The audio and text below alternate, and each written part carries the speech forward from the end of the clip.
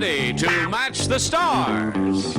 Bert Convey, Brett Summers, Charles Nelson Riley, Lee Merriweather, Richard Dawson, and Gail Fisher as we play the star-studded Big Money Match Game 73. And now here's the host of Match Game 73, Gene Rayburn.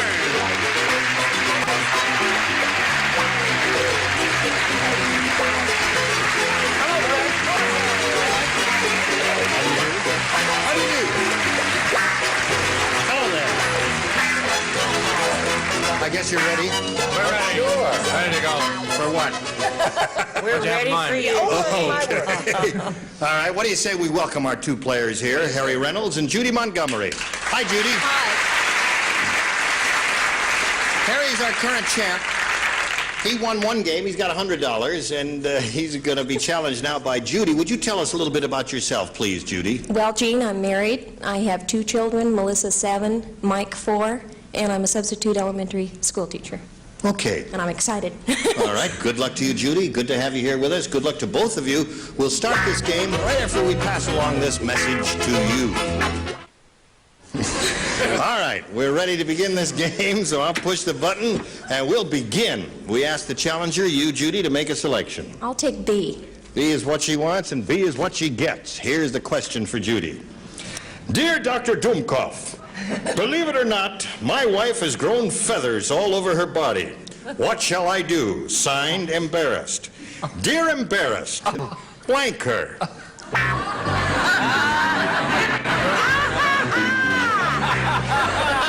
Would you like to read it, Charles? We get the sand.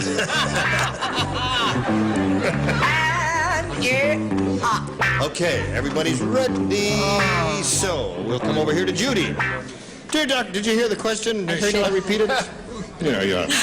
Signed, Embarrassed. Dear Embarrassed, blank her. What do you put in that blank, Judy? Oh, how about cage her? It's a baddie. Cage her is the answer, she said. But you read It's the answer we've got to stick with. So, Bert, what do you say? I said he should pluck her! Okay. Get rid of them feathers. Brett, what do you say? Now, if you do too much for him, you won't have anything left for my pluck. There it is.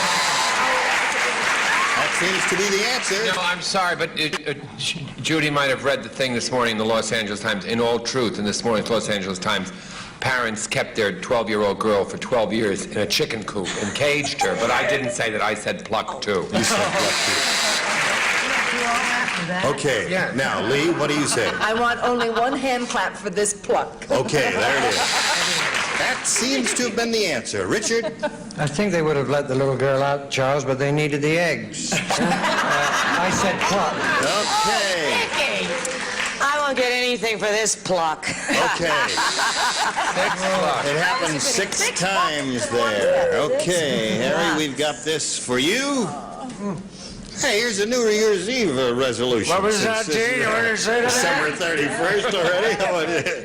This is the last day of the year, as all of you are well aware, right? Yeah. Every day this of my New life Year's, is the last day of the year. this Every New day Year's, is also Halloween, Brett, but let's get... Can he get on with it? yes. Today is the Victor first will be unhappy. Here's a New Year's resolution that washed up on shore in a bottle. I, Robinson Crusoe, hereby resolve never again to blank on Friday. Didn't even get a groan. Get out. Get out? Okay.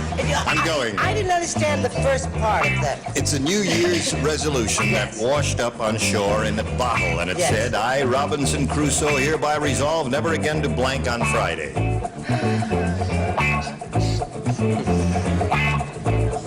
Oh, well, I don't. Never mind. I won't use that this time. Are you waiting for me? We're waiting for you, Brett. Oh. You're the one. Don't like make voodoo. Okay. Now, Harry, I, Robinson Crusoe, hereby resolve never again to blank on Friday. What do you put in that blank? Work. To work on Friday. Okay. They're getting silly now. Wait to hear mine. First they were booing, now they're saying, nah. What do you say? Well, wasn't he marooned with Friday? Friday was the name of Friday was the name of this man, Yeah, and yeah. I said never to pick on Friday. Never to pick on Friday. That's a sweet thought, Bert. Brett? He had the bloody guts while you were talking to Harry to say to me, that's the dumbest answer I've ever read. Your answer. My answer. Right. Well, sail is no better than, it's no worse than To fish. sail on Friday is a good answer. Is it worse, audience? It's worse, isn't it? No. Remember, I'm here There. every week. He's only a visitor. But you don't want to make the new boy cry, do you? But maybe we could change that.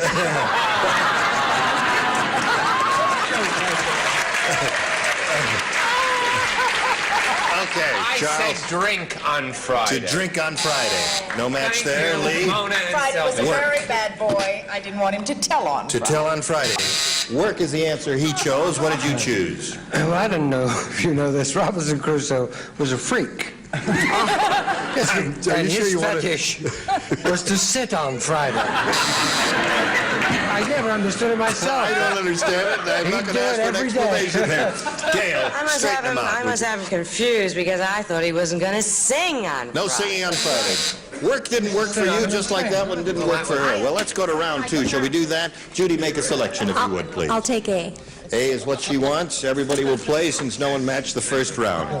When the spider sat down beside her, little Miss Muffet didn't run away. She blanked the spider.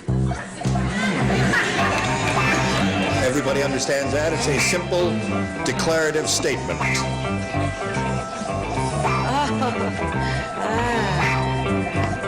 Now, you may think this is taking a long time, and it is. It is indeed. But not as long as Bert. He's only writing one word. Okay.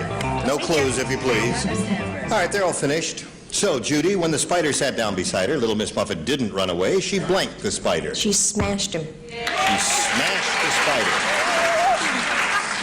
She's working out her unresolved hostilities on this show, and that's perfectly all right with us. It'll save you 3 visits to the psychiatrist's office. What do you say, Bert? I think that's... I said squash the spider. Squashed and smashed is a match?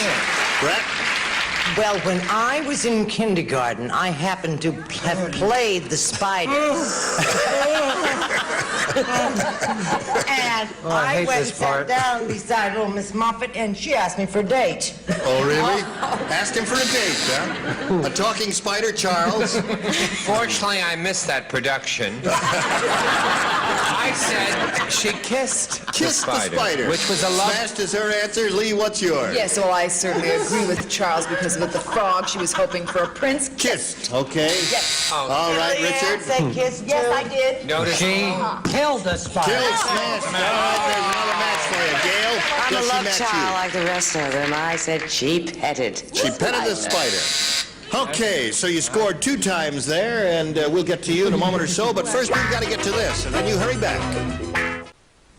Now, I guess we're ready to carry on here with the second and final round, and Harry, we've got this for you. You need 2 to stay in the game to tie. 3, however, will win another game for you. Everybody plays.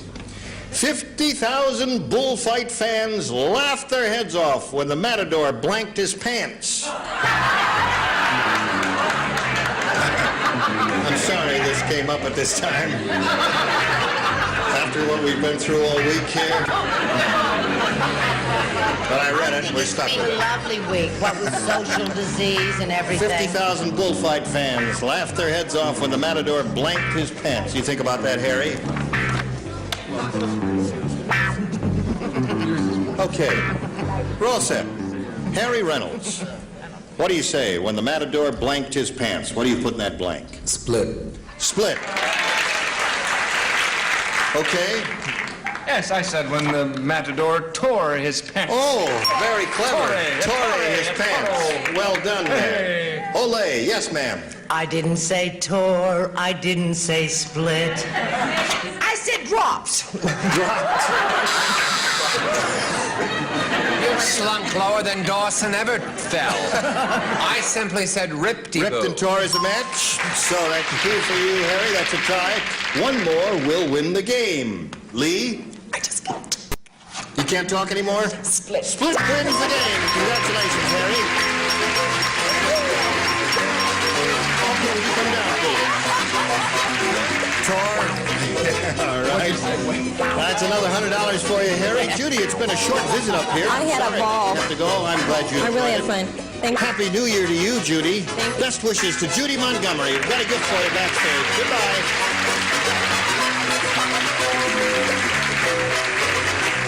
Now, you know what's going to happen. Yep. I love That's, he's got a big vocabulary, I must say that. You know, we polled a recent studio audience, and we got their best response to this, Harry. Kentucky blank. Now, the answer they gave most often is worth $500 to you if you can match it. Second, $250. Third, $100. Now, choose three celebrities one at a time and get a little assist from them and see what their answers are like. Brett. Derby. Kentucky Derby is what she says. Richard. Kentucky Fried Chicken. Kentucky Fried Chicken. No plugs, please. Lee Merriweather. Well, to go along with the fried chicken, Kentucky Colonel. Kentucky Colonel. So you've got Kentucky Derby, Kentucky Fried Chicken, and Kentucky Colonel. You may choose one of those or give us one of your own, but we need an answer now. I'm going along with the group this time. Kentucky Fried Chicken. Group, was that your... Harry, I think you just blew it again. The one they applauded most was Kentucky Derby, right? Well, Harry, Thank you. 5,000 people out there can be wrong, and you can be right. I hope so. I hope so, At least you too. didn't say Kentucky disease.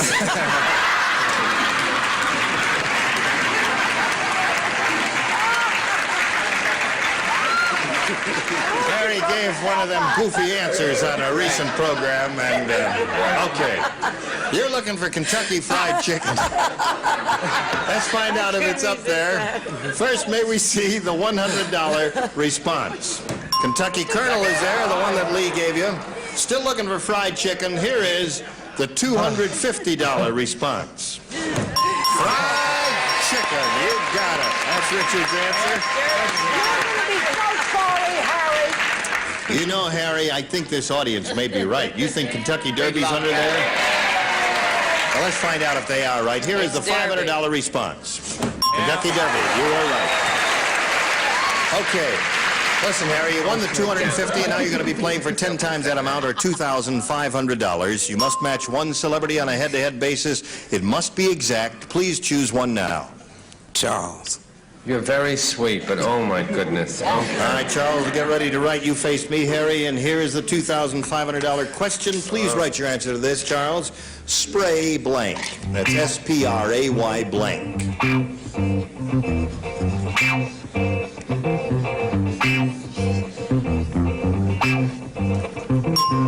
He is ready. Harry, give us your response. How do you fill in the blank? Spray? Deodorant. Spray deodorant. You get it. Okay. Let's find out now for $2,500, Harry, I love you, but I Charles. put spray gun. Spray gun is what he said. I don't want to make you feel bad, Harry, but... There you have it there. All right, Harry, we'll come back to you and tell you what happens from here on out. But first, we've got a message for you. Here it is. Okay, here we go. Let's say hello to a new player. Here is Paula Arbaugh. How are you, Paula? You know Harry? Yeah.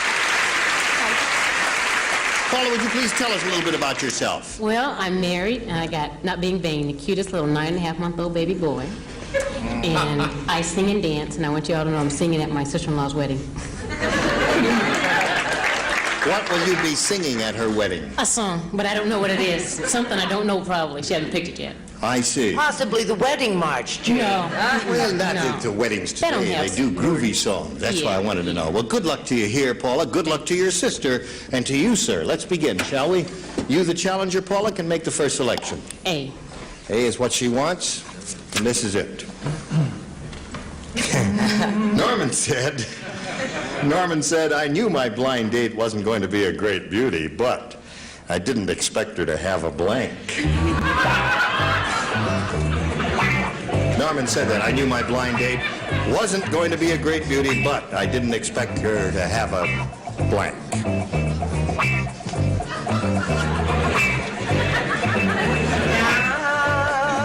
Think of some tasteful answers, folks. I mean, it's the last show of the year and all that. Your life. Well, you don't have, it's up to you. Whatever you I think. wish I had a horn. They're ready up there. Oh, you'll never get that, folks. Okay. Now they're all set. So, Paula, Norman said, I knew my blind date wasn't going to be a great beauty, but I didn't expect her to have a Beard. beard. Good answer. Very good. All right, Bert. Give us a good answer as she did. Yes, I said I didn't expect her to have a hump. Okay, moving along as quickly as we can, Brett. No, darling, you did that wrong. Now, how did you... To show your answer. Not an adjective? I'm sorry. I don't know. Christine Jorgensen, He got my Broke your chair. That's my chair. We're falling apart at the end of the year here. My chair just broke. I'd just like to say. That's right. Go. a wart on her nose. A wart on her nose. Paula said beard. Charles, what did you close. say? I'm sorry, I'm close. But I used to live, and I had the best time of my life in the Italian section of New York, and I said mustache. Mustache and beard. We're going to match that? Yes, we're going to match that. That's Oh, one God. for you. Thank you. It's a hirsute face. What do you say, Lee? And I didn't expect her to have a friend. A friend. Brought him along, eh? Oh, hit her, Dickie. Richard? I'm sick of this. There's a young lady gonna sing at the wedding. Beard. Beard, attaboy. Gail. I drew a blank. I just couldn't think of what to say, so I said a third eye. You drew a blank, that's right. Okay. Now we'll go to Harry's question, and this is it. Everyone plays, including you, Shorty. Thank you. Poor Peter. Poor Peter. Poor Peter. I feel like Joel Kupperman, you know. I don't want to make you feel bad. Quiet. Can I move my floor? Yes. Poor Peter, on his honeymoon, he discovered that blank made him sneeze. On his honeymoon. Frank made him You've been married, have you, madam? Poor Peter, on his honeymoon, he discovered that blank made him sneeze. All set.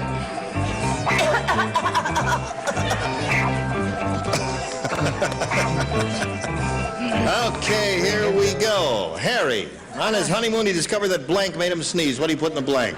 Watch it, Harry. We all know Harry, don't we? You knew Harry like Love making. Love. Making love made him sneeze. Sex. I see. Okay. That's your love making. There we were, sneezing all night long. What do you say, Bert? You're like a dirty old man down here. I said sex made him sneeze. That's it. There's one more. Okay, Brett. I don't know whether this is a match or not, but Harry went directly from his honeymoon to Fire Island because he found out the women made him sneeze. No match there. Oh, stop that! Have all the little milk of human kindness, for heaven's sake. It's New Year's Eve. That's it. Go ahead, Charles. First of all, as a reverend, I'm shocked that sex and lovemaking can be a match. And I say to you, board of directors and judges, you are wrong. It is lovemaking, not sex. That's it, love. There's another one for you, Harry. And Lee. And I'm a bad actor. Here. Go. I go along with him. Lovemaking. There's another match for you. Richard. Did happen to find that lovemaking made him sneeze, but the wife said, "Don't stop, just keep saying, bless you."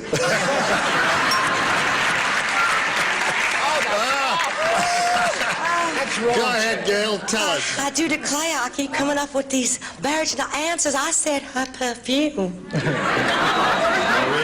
Her perfume. Okay, so Harry, at the end of round one, it's 4-2 in your favor. We've got round two to go to, but first we've got to go to this message for you. There you are out there, and here we are here. Here I am here. And there you are. There you are. And here's this big thing here. Oh, a mistake. And I guess it's a little outmoded. Yeah. So I'm nervous. we've got to get rid of it, don't we? So let's fly it out and say goodbye. It served us well. Bye-bye. Goodbye. Goodbye, 73. Where do they go when they go up there? I don't know where they go. To the big place in the To sky? the big match game in the sky. Now, in its place, Yeah? and isn't it fortunate that we've got another sign to replace it? What, 71? No, not 71. 72? Match game 74. It's New Year's Eve.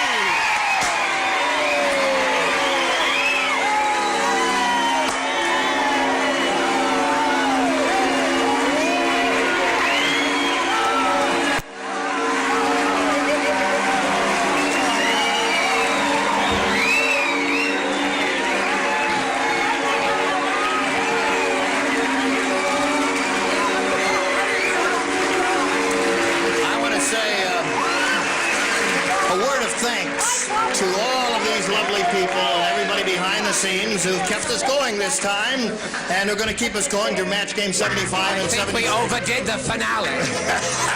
Join us next time for match game 74. Gene Raven here. Goodbye. Today's consolation prizes are Charm Go Wet, the completely portable gas grill that goes anywhere. Instant flame without starter fluids or charcoal. Charm Go products of Antioch, Illinois. And from the Chapstick people, Chap Hands Lotion, the rich non-greasy lotion for problem skin, and Chap Hands Cream for rough, dry hands. And a supply of delicious spill and eat Ready Crust. Your dessert will seem like it came from the pastry chef. Ready Crust, a special treat.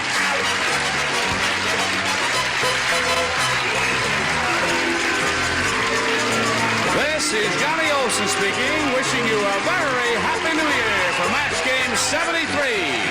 A Mark Goodson, Bill Todman production.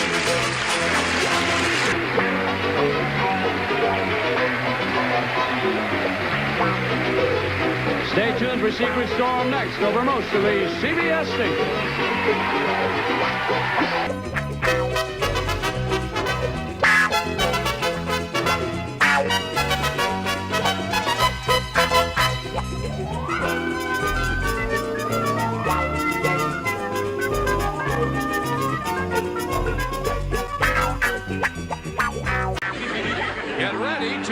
The stars: James Derrick, Brett Somers, Nipsey Russell, Juliette Mills, Richard Dawson, and Betty White as we play the star-studded Big Money Match Game 74.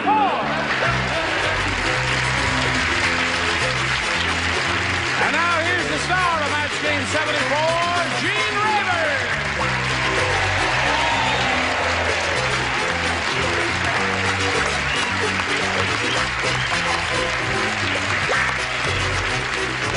Thank you, Johnny Olson and friends. How's everybody over here? What do you say, Dick?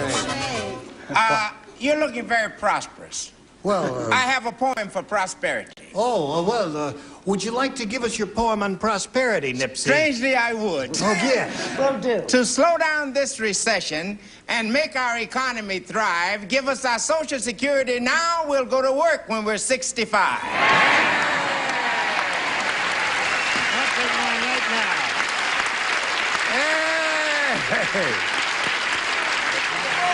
Okay. I just have one more note, and then we'll get on with it. Remind Gene to ask Betty White about the CBS Rose Parade. What about that's been canceled. No. Is that tomorrow? I don't know. Yes, for the first, after 19 years for someone else, I am switching and doing the roast parade for CBS this year. I always said you'd switch. I know. Watch Betty White tomorrow on the Rose Parade. And now let's say hello to our two players, Andrea Goldstein and Thomas Winters. How do you do? How are you? Very well, thank you. Good.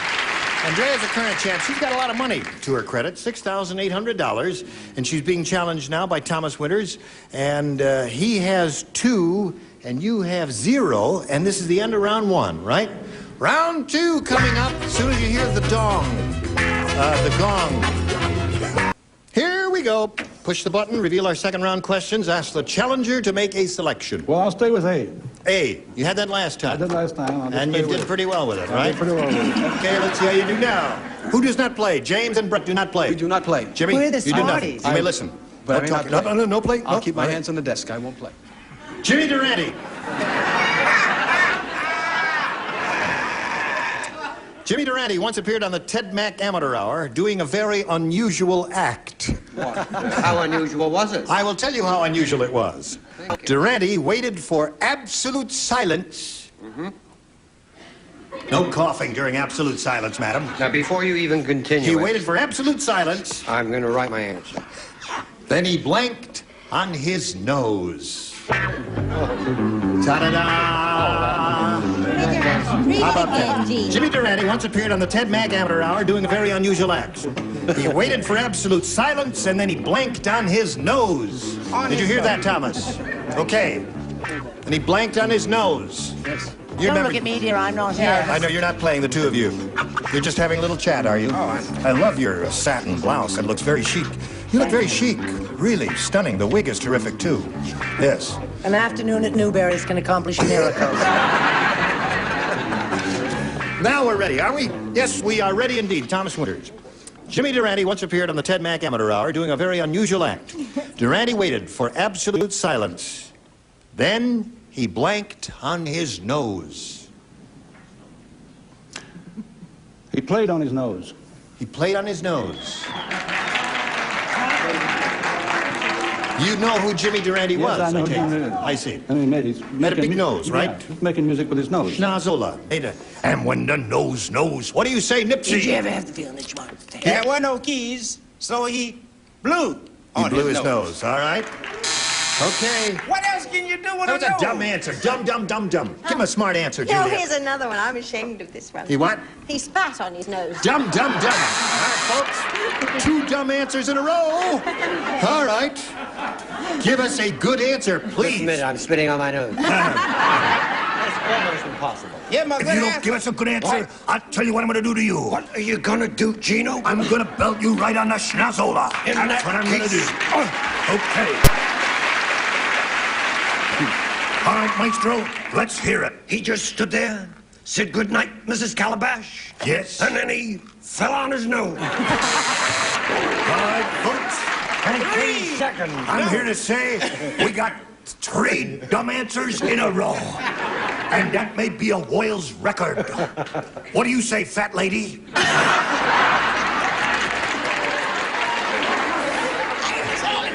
He played a tune on his nose. He played a tune on his nose. Now, listen to me. What does a guy with a big nose do for an act when he calls for absolute silence and does something most unusual and astounding? He stands on his nose. That's what he does.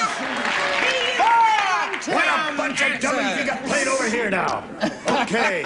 What do we got? Oh, this is yours, right? Here we go. Ready? Right. Listen carefully now. Everybody, please.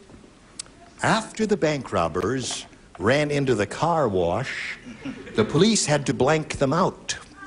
After the bank robbers ran into the car wash, the police had to blank them out. Honey, Put it down there on the I'm card. telling you, this time I'm not leading Write it anybody down. astray. It shall be writ. Okay? All right. Who will be with you when I'm far away? When I'm far away from you? Let's hear it, Maestro. Okay. Are you ready? Kind to him, Yes. folks. I didn't know you were so multi-talented, my darling. Go. After the bank robbers ran to the car wash, the police had to blank them out. Ring them out. Ring them out, she said.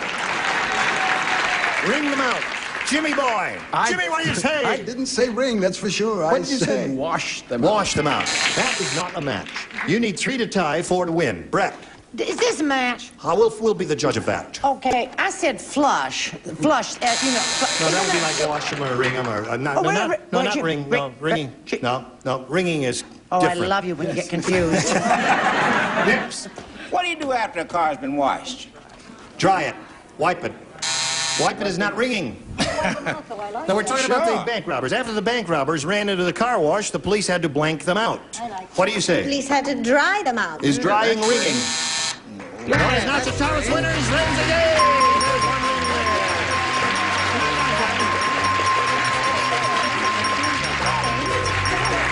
Congratulations, Tom. Now, you stand by for a moment here while we say goodbye to Andrea. She's a sweet lady who's won a bundle of money here. What are you going to do with all that money, Andrea? Oh, put it in the bank. Oh, good girl. That's right. And let it get inflated the way everything is. Andrea Goldstein goes with $6,800. We'll be right back after this message. Well done. All right. Are you ready? I'm ready. We're not. No, we are ready here, Tom. This is your first time. What's that? I said, turn the camera on. We'll be ready. We're running the show, Tom. You give the answers. We call the shots. We do all that, right? They do the jokes. All right, you're ready. Now, here we go. So you can't tell, but the camera's been on all the time. All the time you've been doing this. Yeah, okay. Well, you got a little cotton in your mouth? Come in, glass of water. Little water. Little container of water. His mouth has a little cotton in it. And in the meantime, while he's doing that, we'll say we polled a recent studio audience, Tom, and we got their best response to this. Blank breaker. Now, the answer they gave most often is worth $500 if you match it. You match the next one, you get $250. If you match the third, you get $100. Johnny, just walk right in here, Johnny Olson, because he's got a little cotton in his mouth. Thank you, sir. Of game shows, ladies and gentlemen. That's right. There's the king of all of them, Johnny Olson. Okay? All right. Now, I'll just put that right down there, Tom. Is there anything else we can do for you before we go? Are you all right? We've got something in a gray flannel if you'd like it better. Anyway. 3 people are allowed to help. Whom do you choose? I'll take Richard. You'll take Richard. What I know you are. You're a heartbreaker. Heartbreaker, yes, indeed. And Betty? Icebreaker. Icebreaker. And Nipsey. Sometimes it happens here on this show. We need a tiebreaker. Tiebreaker. So you got icebreaker, heartbreaker, and tiebreaker. Tom, you can choose one of those or give us one of your own. What do you think is the best one? Well, I'd already decided on Heartbreaker before Richard said Heartbreaker, so I'll stay with Heartbreaker. Okay, that's the one you're looking for. And you hope it's up there. And you're hoping it's under the $500 response. We got to start down at the bottom, though, Tom, and look first at the $100 response. Heartbreaker, right off the bat. Oh, I thought it was going to be up there higher. Safe breaker? Circuit breaker. Circuit breaker, safe breaker. I don't know. This is a mystery to me. I thought those were 3 very good answers. Let's see the middle one. Go. Windbreaker. I had windbreaker. You think a windbreaker? I had Okay. that, too. What is it? What's under there? Did anybody think of that? Did you think of that? Yeah. Where were you when he needed you? Anyway, Tom, you got the $100, and that means you're going to play for $1,000. To collect the money, you got to match one of them head to head. Has to be an exact match. Please choose one now. Richard. Okay. Here we go, Richard. The $1,000 question. You will write your answer to this, if you will, please. Blank Carol. C-A-R-O-L. Blank Carol.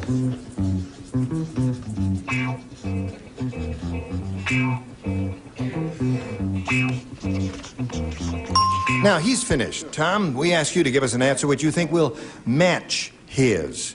Blank Carol. Christmas Carol. Christmas Carol. Well, I couldn't say anything to you, Tom. It is Well, I guess I better just ask for Richard's response here. He says Christmas Carol will match yours. What do you say to that for $1,000? Christmas is gone, and I was with a marvelous actor who doesn't work anymore recently. John, do you know him? John Carroll? John Carroll. No, I don't know that actor. Yeah, he's a very fine actor, and he said he'd see me next Christmas. Christmas Carol, congratulations. Okay. All right. You got $1,200. $1,200. Now, there's one thing, Tom. Have you been watching the show a lot? Yes, quite often. Mm-hmm. Well, have you? Came on camera very good, too. We liked you at home. Well, I thank you very much. If you've been watching the show a lot, you know the winner usually runs over and kisses Richard. Richard's so hurt. He does? Well, maybe I'll shake his hand. Maybe he's involved with something. Okay. Thank you. All right.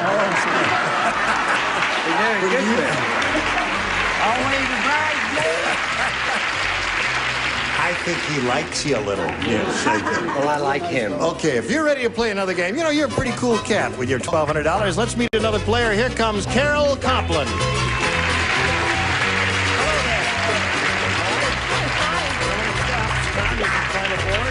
Carol, you know Tom Winters there?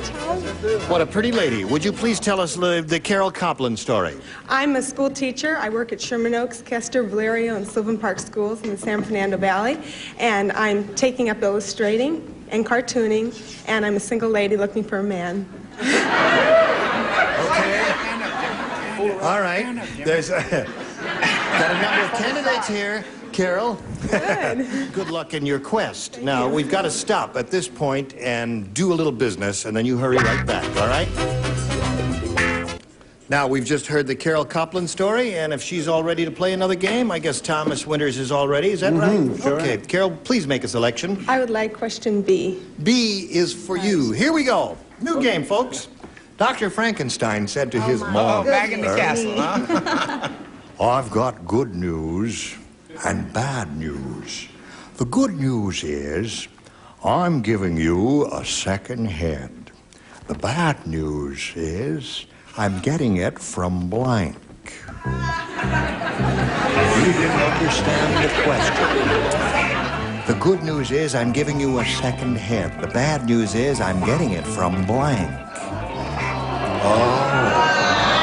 Are you thinking about that, Carol? I'm thinking. I've gotten through what was I finished? You know what I've gotten through the mail ever since we've been doing Boris Karloff impressions? What? About 18 antipasto recipes. No! Yeah. Ladies write and send me recipes for antipasto. Could I just hear the question? I've got good news and bad news. The good news is I'm giving you a second head. The bad news is I'm getting it from blank. Would you read that again? If you think I know what that means. You finished. Have you finished? I your finished. answer? I just There. haven't stuck it in. All right. Nipsey, have you finished? I have finished. All right, let's go. Presto, presto. Here we go. All right, Carol.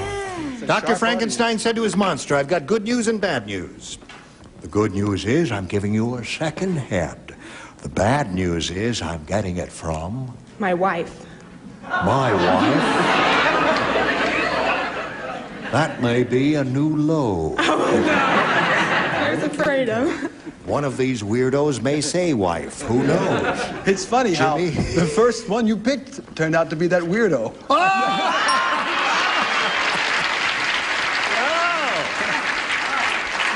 I thought that was going to be a disastrous answer, Carol, and look at that. It may be You're only off the to two a of great us. start. All right, Brett, go. I didn't even understand that bloody question. You didn't. No, I said get it from Akron. It's a local discount house, right? Yeah. Okay.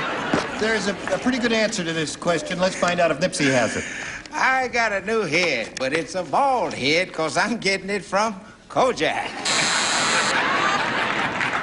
Well, so far, the upper tier So far, has I like struck Akron out. better. No, we got one match up there. Let's see what happens down here. Juliet. The bad news is I'm getting it from... An ass. A horse's head. Or a donkey's head. All right. Now. Yes. Would you? What are you going to save your fellow countrymen there? No, I'm not. I've got good news and bad news. Yeah. The good news is I'm giving you a second head. The bad news is I'm getting it from... The bad news is I'm getting it from Brett. That's the answer! You wouldn't... Carol said, no. Now, wait a minute. You'd hit a man with child. Isn't she animated and wild when she gets angry? Yes, I love you when you're angry. All right. Brett was the answer. She's looking, it says my wife. What do you say? I may have a match here. You may. I You may. better watch it. Your wife, Charlotte Adams. Your wife, Charlotte Adams, YWCA. That girl keeps trying all the time, don't she? I'm one of the most trying girls. Okay. Now we go to your first round question, Tom. Harold. Why don't we have a commercial? Oh, we have a break first. Changed your mind, didn't you? Yeah. Trying to make me look like a dummy up here, like I don't know what I'm doing, huh? I walk over, pick it up, and then after I'm over, he said, "Oh, commercial thing." Okay, I'll put it back. Just Where'd I want get to see this? if you're paying attention, I'm Jane. paying attention here. Now, why don't we have a commercial? Listen, time is, we don't have time to do another question, so we ask you to come back next time. Next. All right. All right, will you do that? Yeah, sure. Splendid. 1-0 in the middle of round one.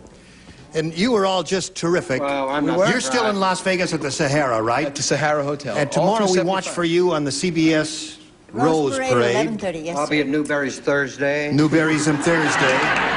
What are you me some doing? lovely things. I'll be in Accra on Friday. Okay. I'm at NYU, At New York all right. Unemployment.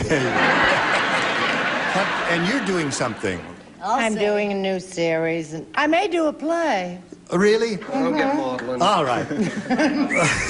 Listen, as most of you know, it's quite obvious we don't have this thing down here at the end of the show usually, and the reason we've got it down here is because this is the last day of the year 1974 Yes. AD. Good gravy, That's Marie. terrible. Yes, it is. Yeah. That sign, I must say, has served us well. Yeah. And I say goodbye to 1974 with a great deal of gratitude. Yes. And as we say goodbye, there's Another year has come one and little gone. serious thing, though. But there is no reason to This fret. show, We may not be such love. for over a year... But we ain't dead, Come on now, don't you? cool it. I was saying... Now, hold on. I was saying this show has been the highest rated show on daytime television for over a year now, and I just want to thank some of the people who are responsible for that. That's I all want right, to thank Gene. Mark Goodson and Bill Todman, and our producer Ira Scutch, and there are really too many to mention on the whole bunch who work here, but I especially want to mention the writers, Pat Neary, Joe Newstein, Dick DiBartolo, and Bobby Sherman. And to anybody who's had anything to do with this, all of the beautiful celebrities and the marvelous contestants we've had, it's been terrific. Thank you, one and all, and goodbye, 1974. It was a great year. Let's get 1975 down here. 75. Happy New Year.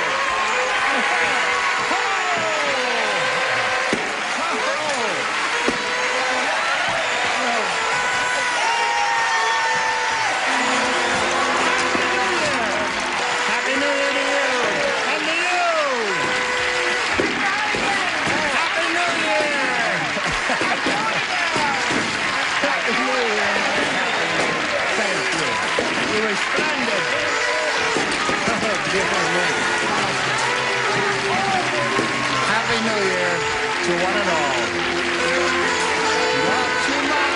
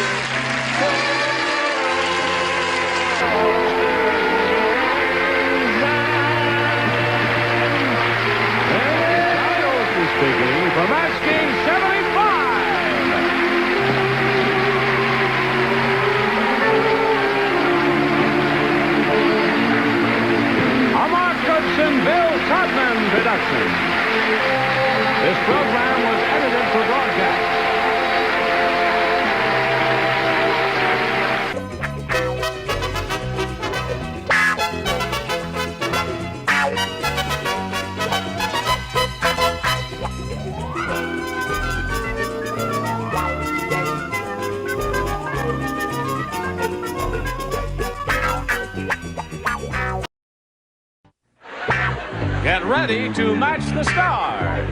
Dick Martin, Brett Summers, Charles Nelson Riley, Jody Donovan, Richard Dawson, and Fannie Flay as we play the star-studded Big Money Match Game 75. And now here's the star of Match Game 75, Gene Rivers.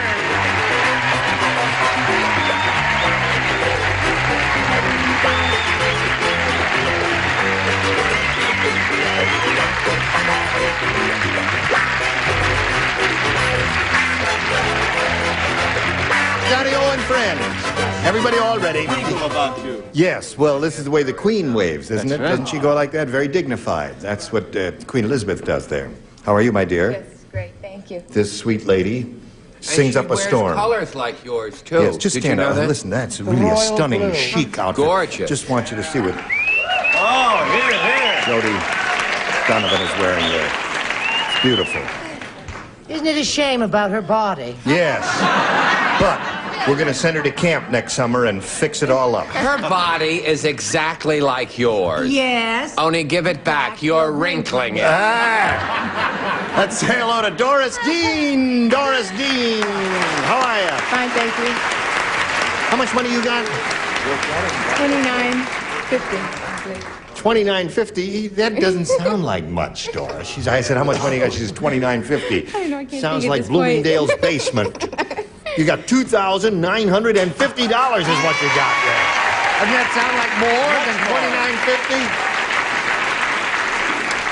Now, Doris has won another game. It's her second game.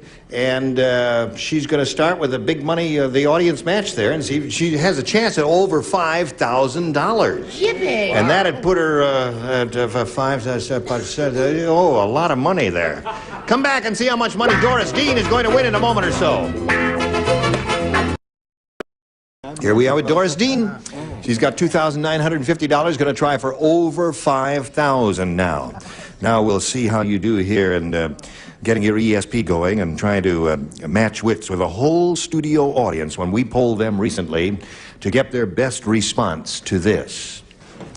Blank memory. Now, that studio audience gave us an answer. The one most frequently given is worth $500 to you if you match it. Now, if you match the second most frequently given answer, you get $250, and the third most frequently given answer gets you $100. Now, 3 of our celebrities are permitted to assist you. Whom do you call her? Charles. What do you say, Charles Nelson Riley? Thanks for the memory. No singing, Charles. No singing there. Just Well, say... it's New Year's Eve. Oh, it's right. It's New Year's Eve. Oh, sing it again, Charles. Now I'm scared. Oh, no. Thanks for the memory. Brett. What do you say, Brett? Oh, Sing it, dear. It's New Year's Eve. thanks for the memory. No, we've had that one, my dear. Oh, you Yes. said that. Oh, I thought he was just singing a little hum. What about pleasant memory? Pleasant memory. Okay, now you have 2, Doris. Well, quiet down, kids. Don't get all overexcited like that. You'll have a heart attack. Richard, she's calling you third, and I know it's difficult to be in the third position, but you must come up with an answer before the buzzer sounds. Loss of memory. Loss of memory is one. Okay. So now you have 3 there. You got loss of memory, thanks for the memory, and pleasant memory. Do you want one of those, or have you got an idea in your head? I wish I did. Loss of memories. Loss of memories. Loss of memory is the one you want. Okay, it's entirely up to you. It's your money, Doris. Really? I think it's going to be thanks for You the memory. would have chosen thanks if you were I up here? would have, because Yeah. that's Bob Hope's signature. That's right. It's a very popular song. Did you know that Yes, is his I theme? Is his theme song, right? All right, we'll find out if loss of memory is up there, and if so, where. Let's begin right down there at the bottom and reveal the $100 response. Photographic memory. Clever. That's bad what I answer. have. Yeah, you have photographic memory. I'm going to wait for number But just 1. keep it quiet there. All right, looking for loss of memory. Here's a $250 response. Bad memory. Hey, now, one of the answers have come up so far. Well, here's the last chance for loss of memory. May we see the $500 number? Thanks for the... Hey, you know, this hasn't happened in ages and ages, has it? That someone has gotten up here and struck out completely. Well, listen, gee, we've got to give her something. What can we give her? Should I tear off a hunk of the rug or something for her? Oh, aren't you a sweet lady, Jody? What a lovely thought. There's a rose for you. Isn't that nice? That's nice. Thank you very much, Jody. You're a very thoughtful, sweet, dear lady. Now listen, you still got your 2,950, and you're going to meet another player and play another game. Let's welcome Janice Valentine.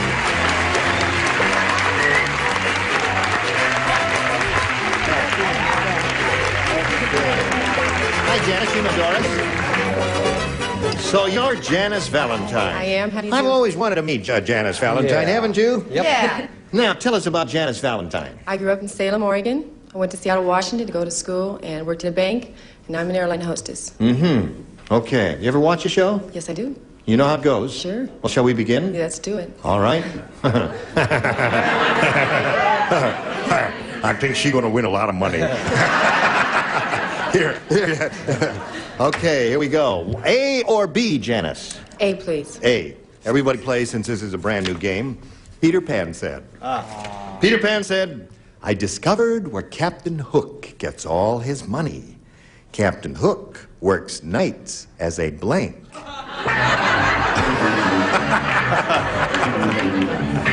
got it. Why not? Captain Hook works nights as a blank, is what Peter Pan said. Yada-dum-dum. Yada-dum-dum. Very good. Put it right in the slot there. Splendid. Okay. As soon as she's finished, look him over here. Janice Valentine.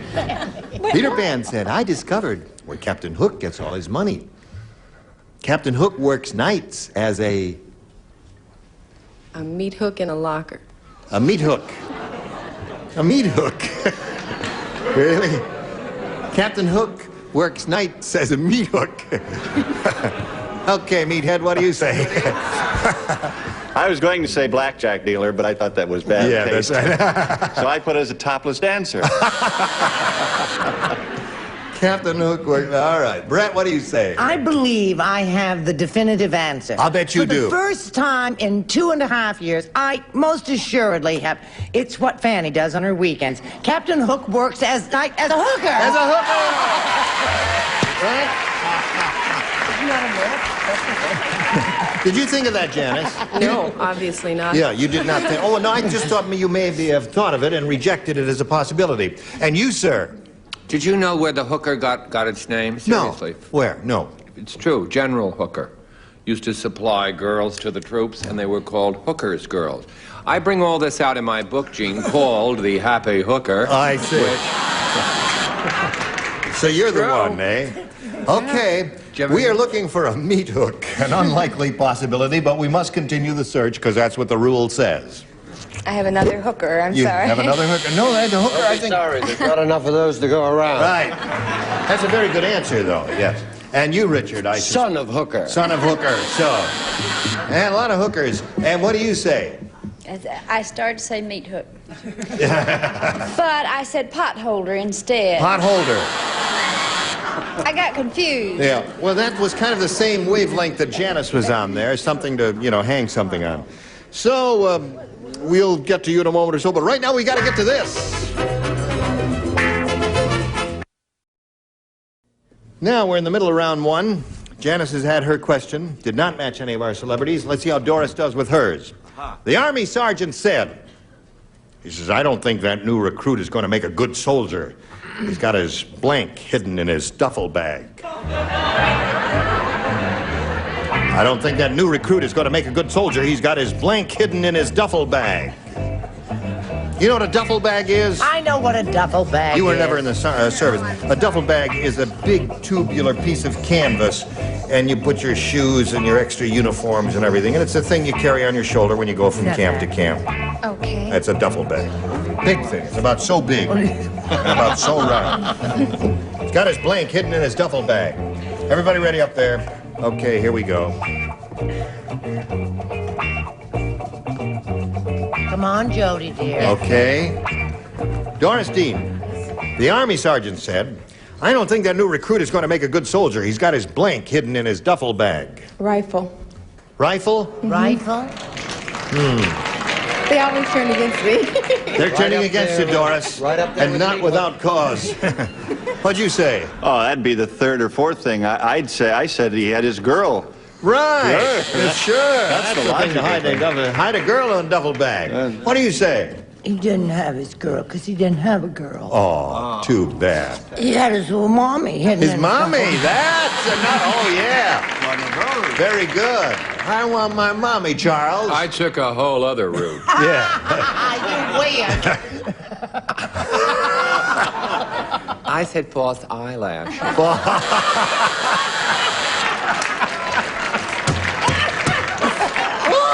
Get off! Dear me. Now, the Army Sergeant said, I don't think that new recruit is going to make a good soldier. He's got his blank hidden in his duffel bag. I'm on the same route as Charles. I said ladies' clothes. His ladies' clothes hidden in the duffel bag? Oh, listen. Doesn't make you a bad pursuer. That's right. Now, what do you say he had hidden in that duffel bag? Just a basic black dress. Oh, yeah. Worn with his pearls. Doesn't make you a good soldier. No. But a heck of a dancer. Yeah. Does make you a good soldier. They slapped them communists to death. Right. I said he had his boyfriend. His boyfriend. This is a weird panel. Buddy system. I want to join that army. Whew. Okay. As you can see, we have a very tight game going here. It's a zip to zipper. Zip, zip, there. 0-0. Ladies, you're not going to let us down, are you? There it is. Oh, I didn't even hit it. It went down there now. Okay, Janice Valentine, A or B? A, please. A. Anything you say, my dear.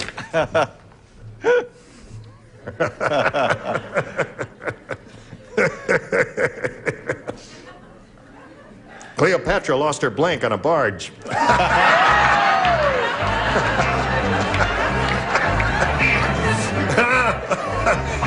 Yeah. Oh, listen, finished already. Right. You're the last. Come on, fast. Okay, here we go with Janice Valentine. Janice, Cleopatra lost her blank on a barge. Should I ask you if I can say something? Yes, ask me.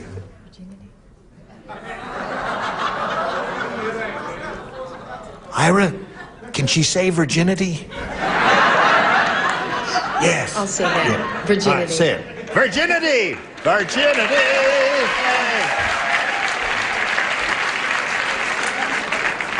Ha, ha.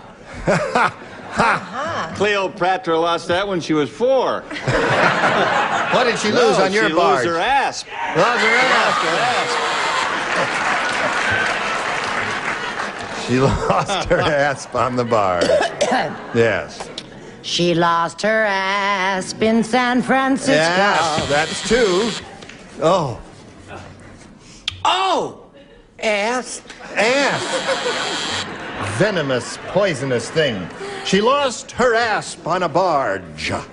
4 asps. 4. So far, 4 times it's happened to her. Keeps losing her asp. You gotta love her for it. Yes, I do. English version is osp. Osp, yes. Yes. That's 5 so far. Do you make it an even half dozen? I want to appeal to the judges. Do we get a prize? We all. We are. I'd like to 6. bookends. Yeah. It did cross your mind, and you rejected that idea. Well, okay. Now, Doris, when we come back to you, you've got an easy job. All you have to do is match one celebrity, and it's all over, and you win the game. But first, we got to do this. Hello there. Ready? Yes. Okay. 1 to win. Here it is. Everybody plays. Yes. The plastic surgeon said to Shirley, Shirley, I've got good news and bad news. The good news is I made you a brand new nose. The bad news is I put it on your blank.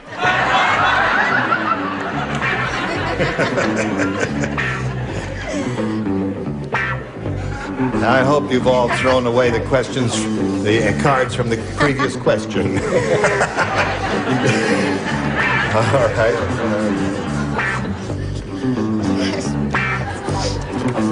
Okay.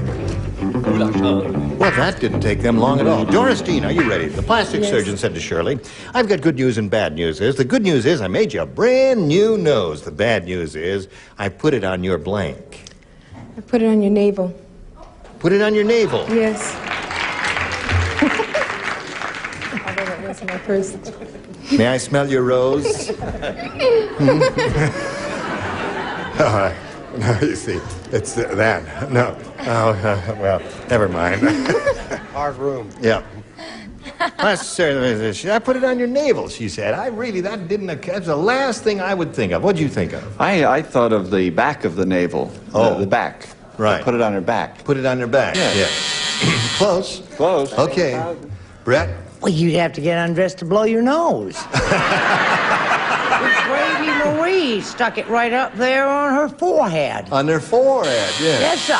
Okay. Just could find it. It's a funny sight, In Charles. keeping with the exciting answers, Gene, and the pace of the show, I chose chin. Oh, yeah. Okay. I got good news, bad news. Made your brand new nose good news. Bad news is I put it on your navel, according to Doris Dean. What do you say, Jody? Jody. Another classy answer. Yeah, nothing? Derriere. Derriere. Shame. That was left over from the last question. From So was Cleopatra. navel. So was navel, that's right. All right, Richard. I thought he placed it on her neck. On her neck. I think Listen, it if you looked don't rather match- nice. Yes, Choker. indeed. If you don't match this lady, we got a tie here. A zip-to-zip tie. I don't think that's ever happened here. Fanny? Hi. I'd like for you to read the question because I believe that I'm not a team player. I've got good news and bad news. Good news is I made you a brand new nose. The bad news is I put it on your... Bill. Bill.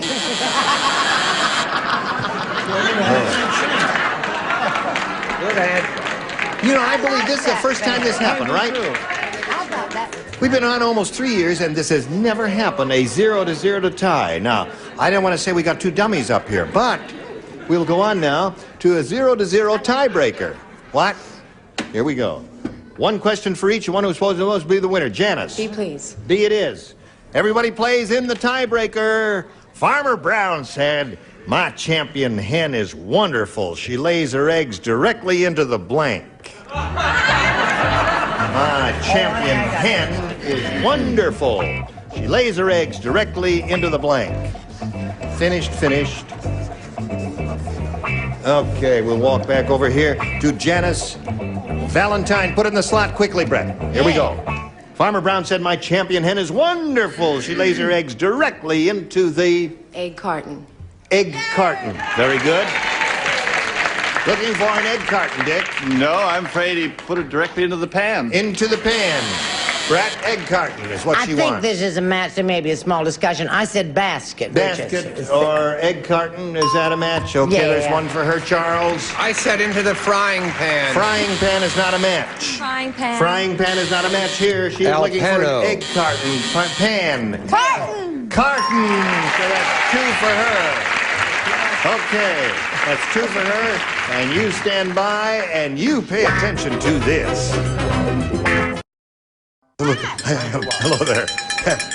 The reason we got a little bit of confusion here is because this is the last day of the year, and since it's called Match Game 75, we usually have some kind of a hoopla to go from Match Game...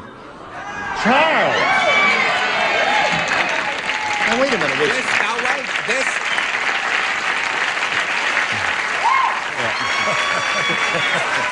Wait, this, hold it, folks. Oh, no, wait, hold this. As you can see, this is the spirit of Match Game 75. Yeah, but wait a minute. Which has brought what? It's the end of the year. We need Match Game 76. We're finished with Match Game Well, that is easily remedied. Yeah. What are you going to do, Charles? I might end 2 careers right here is what I'm going to do. Ah! Wait a minute, hey! Match Game 76. Now wait! If that doesn't work, Yes. we can go to Match Game 77. Not yet. And if that don't work, jolly in on 78 to bring laughter to people everywhere. Now, where is the nurse? Now, would you lead everybody in a chorus of Auld Lang Syne? Yes. May I say something? Yes. They look exactly like the Titanic 10 minutes before it went down. No, they didn't. I want to thank all of our... All acquaintance be forgot and never brought to mind. Could all acquaintance be forgot for days of Auld Lang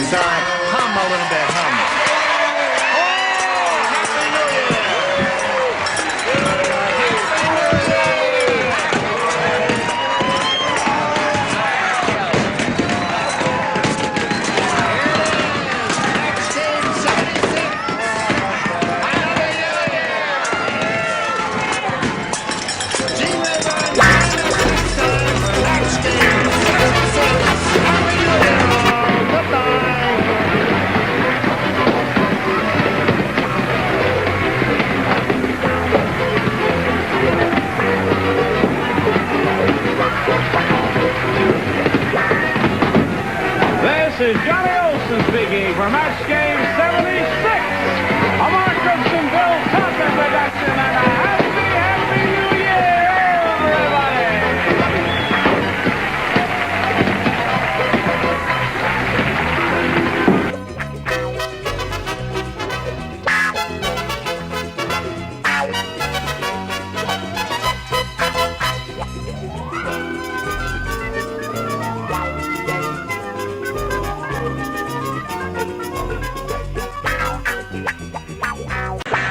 Get ready to match the stars. Joey Bishop, Brett Summers, Charles Nelson Riley, Elizabeth Allen, Richard Dawson, and Fanny Flagg as we play the star-studded Big Money Match Game 76. And now here's the star of Match Game 76, Gene Rivers.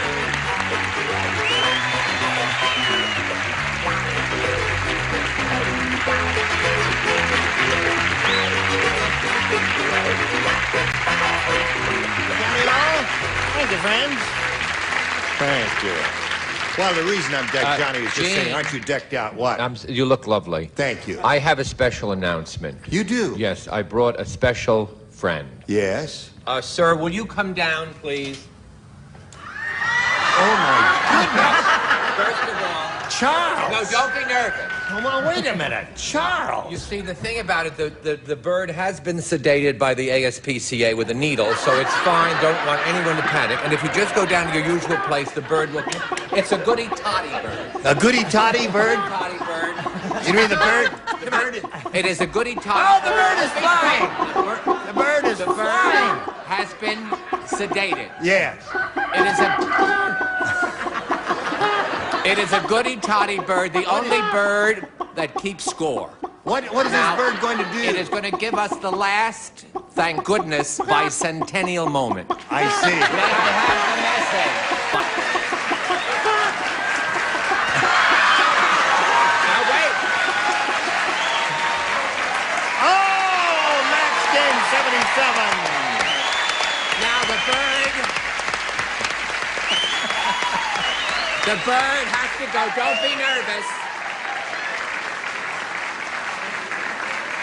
The bird has to go. It has a late date over Mulholland Drive. Now, why don't you just take this egg? Well, I think this Be careful. It is still warm. Oh, yes, indeed. Okay. This is the last day of 1976. And the last bicentennial moment. Thank you, Charles.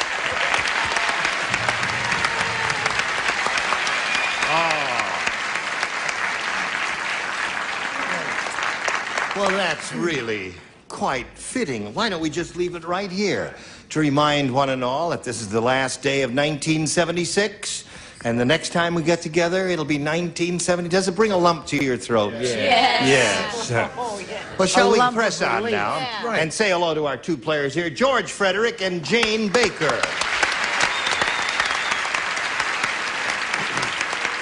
Now, George is the current champ. He's won $2,750. George, you've been doing it in bits and pieces there, and what are you going to do with that money?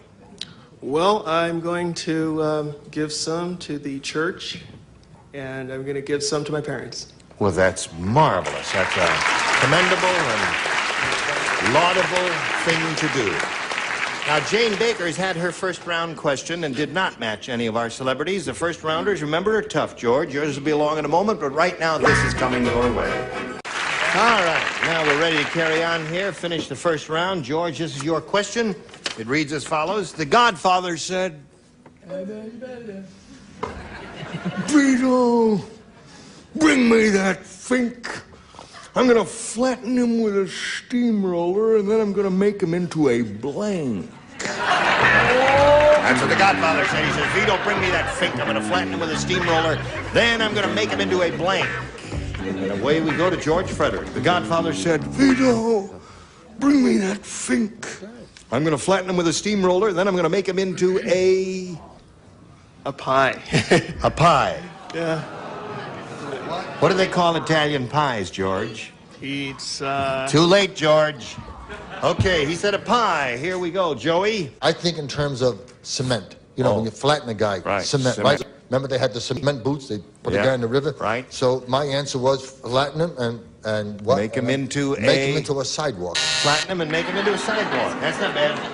Now, what did you say? All that for that answer was terrible.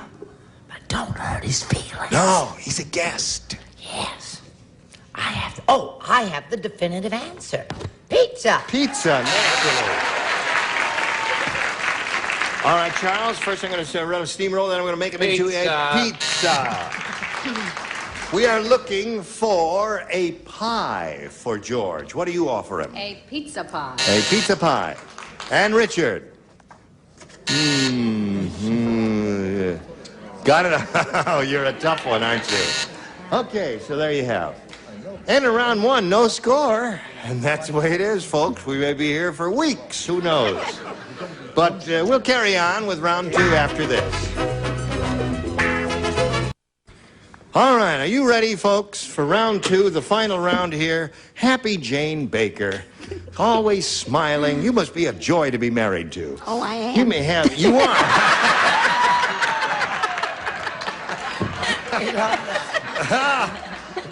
Everybody loves Jane Baker. You want A or B? B again. We'd be glad to give you both of them, Jane. You want B again. B for Baker, she says. Abel Baker, Charlie Dog. Susan said, I hate my new job as Undersecretary of State. I even have to be under the Secretary of State when he's blanking.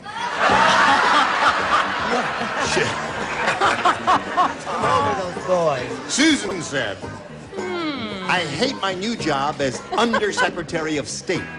Why, I even have to be under the Secretary of State when he's blanking. Right. That's all right. Your grandson really is a handsome child, I must say. Okay.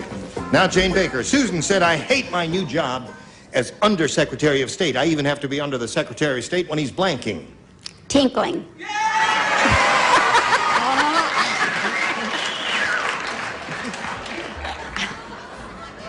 Come back! What do you say, Joey? I always like answers that remind me of 3 coins in the fountain. I thought working.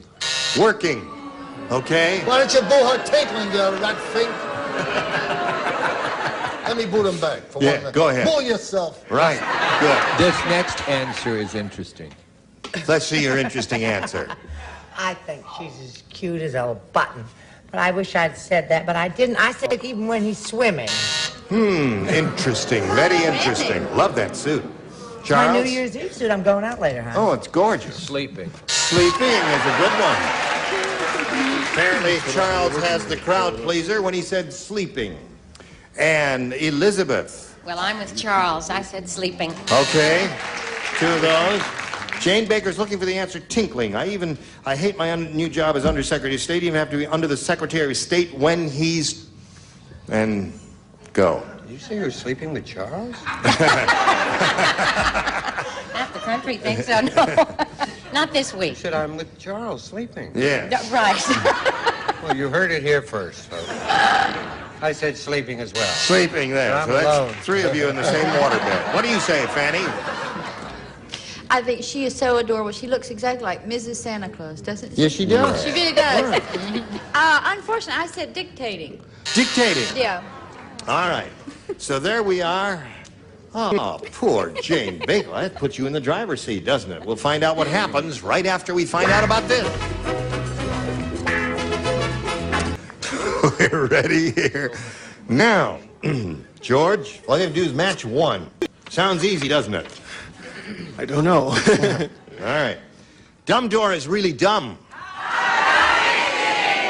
You're getting better. I'm going to tell you. Her mother told her to dress the Thanksgiving turkey, so before she served it, she put a blank on it. That's how dumb she is. Dumb Dora's dumb.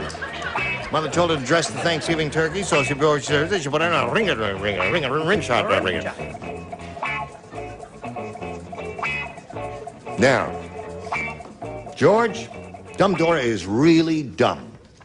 Her mother told her to dress the Thanksgiving turkey, so before she served it, she put a blank on it. A dress. A dress. Jane, when he gives a good answer like that, and you know all he needs is one to win, you shouldn't applaud and cheer him on that way. You ought to shed a tear for yourself. He's sweet. He is sweet. Oh, so is she. She's the sweetest. Okay, Joey, we're looking for a dress. Okay. Yeah. So far, got... Gesundheit, madam. I don't know who that is, but give her a can of elbow. I said dress. Dress wins the game. What do the rest of you have?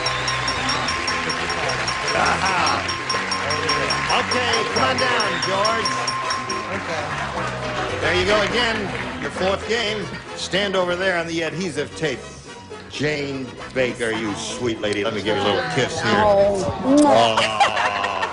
Listen, we got a 28-year supply of pantyhose for you. And all kinds of other wonderful gifts for Jane Baker.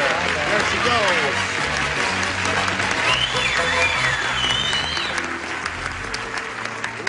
Now, here's a familiar face. George Frederick's been up here 4 times. 4 times. Boy, do you brush your teeth 3 times a day? You got beautiful, clean, even teeth. Is that what you do? Thank you. 3 times? Only twice. Atta boy. Now, here we go. We polled a recent studio audience, and we got their best response to this, George. You blank. Remember, it's $500 if you match the answer that bunch gave most frequently. $250 for their second most popular answer, and then $100 for the third. And our celebrities are permitted to assist by suggesting answers. Okay. Richard? U.S. of A. U.S. of A, he says. Yes, sir. Okay. Okay. Brett? U-boat. U-boat. Okay. And Charles? Either one, you could go U-turn or more famously, no U-turn. Well, we'll go with your first one. U-turn. Because that's the first thing you said is U-turn. So there they are, George. U-turn, U-boat, USA. Anything else in your mind? USA. USA is what you want. One that Richard gave you. We'll find out if we've got the USA up there. Naturally, it would not be under the $100 response, but let's reveal it anyway. U-boat. Achtung. There it is. Let's see if the USA is under the $250 number. U-Haul. That's not a bad answer now that I see it up there. All right, last chance for the US of A. Here we go. I thought sure you had it. Dummy. Holy mackerel. I told you that was the last bicentennial moment. Yes, it was. Well, I'd like to point out to you, George, your answer laid an egg. And there it is. I really can't believe that USA didn't come up there. What, you have a bunch of communists here that day? What is going on here? Well, anyway, you picked up a few $100 more here. You got $2,850. You're going to meet another player. Here comes Diane Crum. Hello there. Okay. Diane, you know George, our perennial winner here. Diane, we know you're Diane Crum, but where are you from and all that sort of thing? I live in North Hollywood. Yeah. And I work in Universal City. And in my spare time, I'm a frustrated belly dancer. Diane, I once did a TV show, the very first, many years ago, in a belly dancing school in New York, and I am here to say to you, I have never yet met a frustrated belly dancer. You are the first frustrated belly dancer I have met there. Would you, well, no, I guess we don't have time for that, but I would certainly be curious about, whoa, oh, I hurt myself there. Now, Diane, you may have A or B. A. A, it is. Gosh, wouldn't it be great if Mark Breslow, our director, had some belly dancing music in the control room? You can't say it, you don't play it. All right, are you ready for this one? I now? not only have never seen a frustrated belly dancer, I have never seen a frustrated belly. Very good point. Now, try this. When the Martians landed, they decided there was no intelligent life on Earth because the first Earth person they met was blank.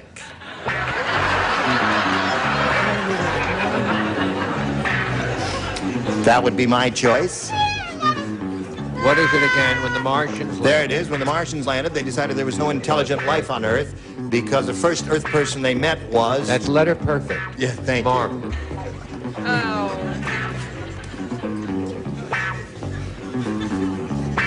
I wouldn't get booed regular with this one.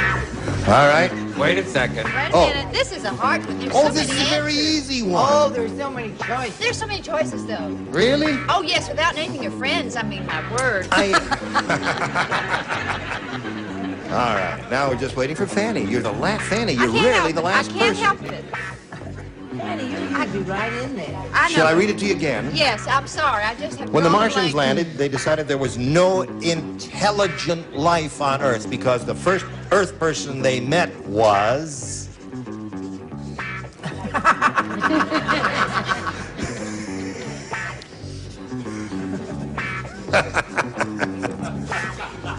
Okay, Diane Crumb. When the Martians landed, they decided there was no intelligent life on Earth because the first Earth person they met was... Richard Nixon.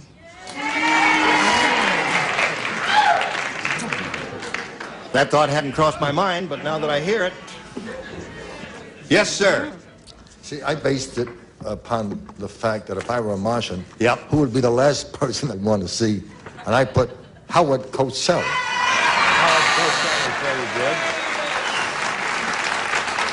He would talk him back to Mars, wouldn't he?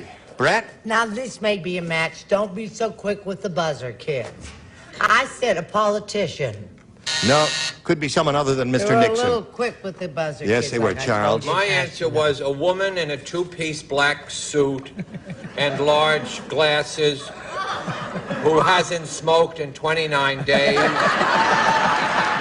whose initials are BSK and had one daughter and two sons, and whose hobby was moteling in Encino. Okay. I think we got the picture. Decided there's no intelligent life on Earth because the first Earth person they met was... I went with Howard Cosell. You did go with Howard Cosell. Did you ever go with Howard Cosell? Just once.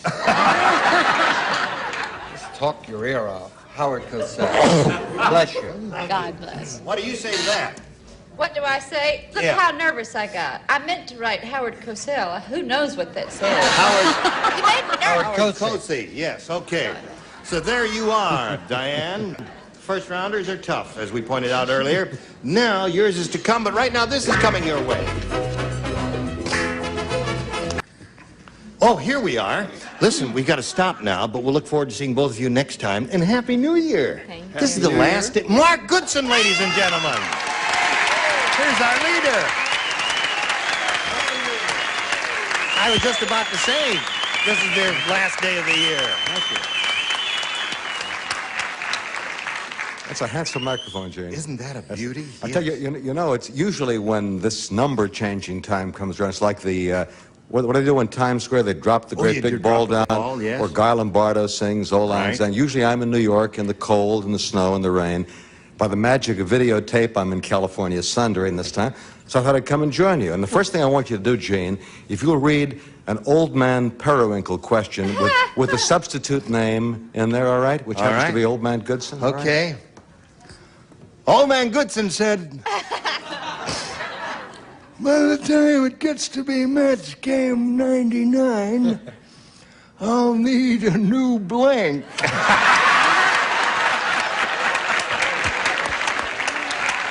okay.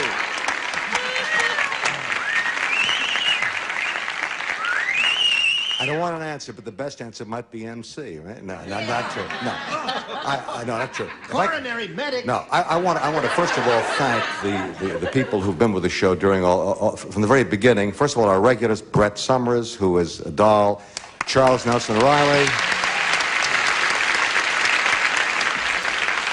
Richard Dawson, who...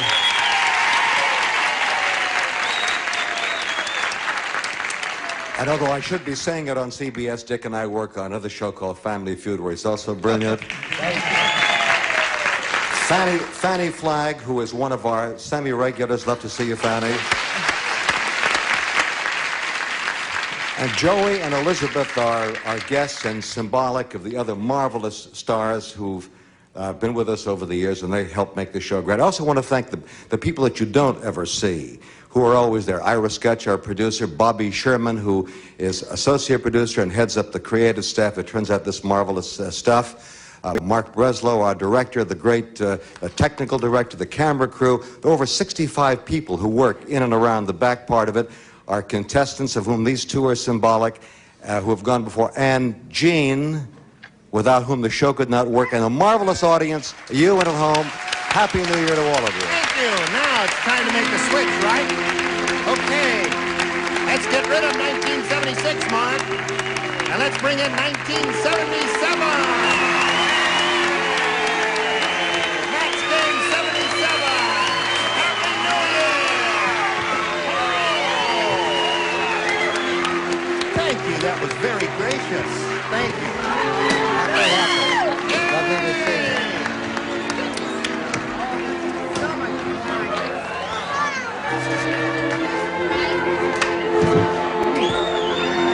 Happy New Year, one and all. Drive safely and join us next time, whenever that may be, for Match Game 77. Goodbye. I ordered a Manhattan an hour ago.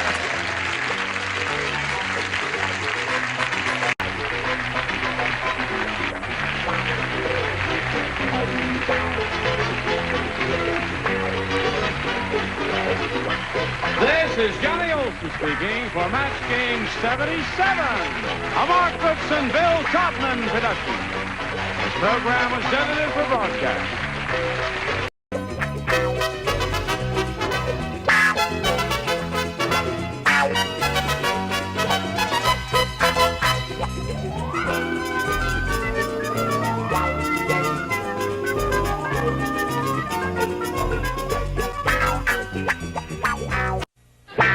Get ready to match the stars. Richard Deacon, Fannie Flagg, Charles Nelson Riley, Mary Wicks, Richard Dawson, and Joyce Bulifant as we play the star-studded Big Money Match Game 77. And now, here's the star of Match Game 77, Gene Rayburn.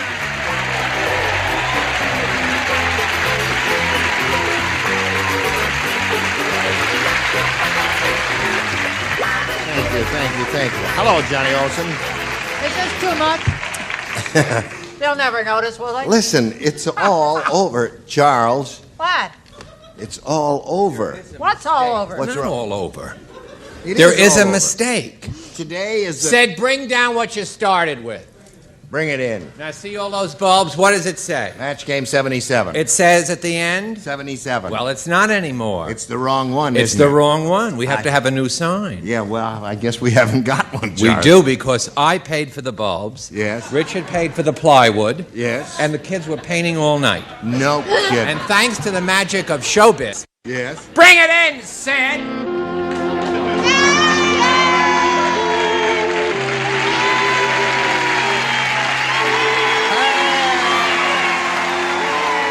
Thank you.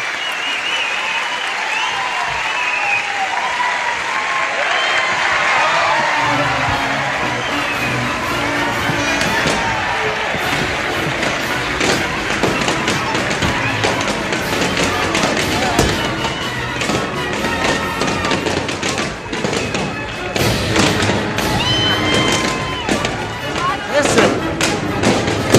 Oh.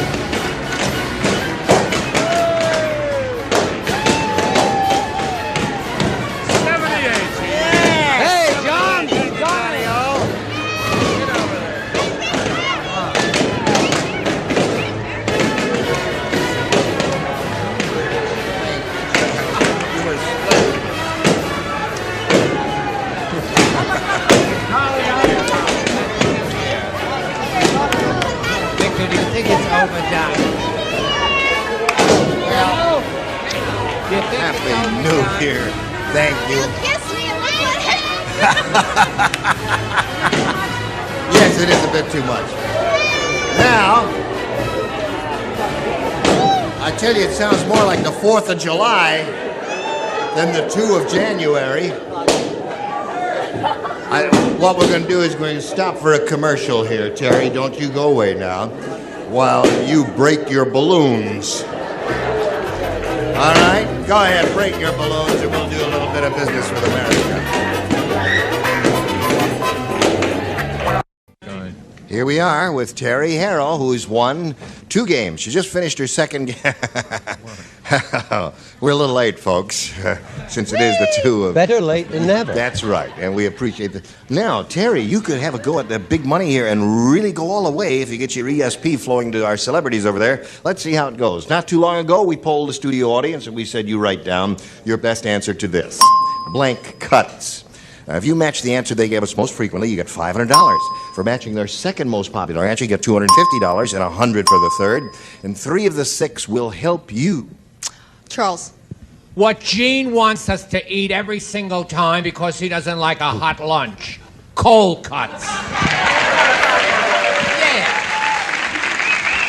Now, it's just because I'm cheap, that's all. Mary. Well, there are a couple of them. This is a good one. Salary cuts. Salary cuts. All right, one more. Richard. Richard, she called on you. Shortcuts. Shortcuts is one, salary cuts is one, and cold cuts is another. Think it over now and give us one of your own or one of those. Cold cuts. You want cold cuts? You think it's up there? Right there. You think it's going to be number 1? I All right, we'll find out right now. May we see the $100 response? Haircuts. Haircut. I don't know German. I thought of that. Right. Haircut. You thought of that, Richard? Naturally. May we see the $250 response? Shortcuts. Shortcuts. All right, that's the one that Richard gave you. That's a good response. We're looking for cold cuts. Right. May we see them? We got them. Very good. Another $500. Now, you're going to play for 10 times that amount now, Terry, or $5,000. And to collect, you got to match one celebrity exactly. Right. Richard. All right, here we go. Good luck to you, Terry. Yippee! Yay, Richard! Yay! Worth $5,000. That's enough eggnog for you, Mary. Here we go. Yoo-hoo! Stop that now. Now cut that out. Blank assistant. Blank assistant. Either accent. Blank assistant or blank assistant.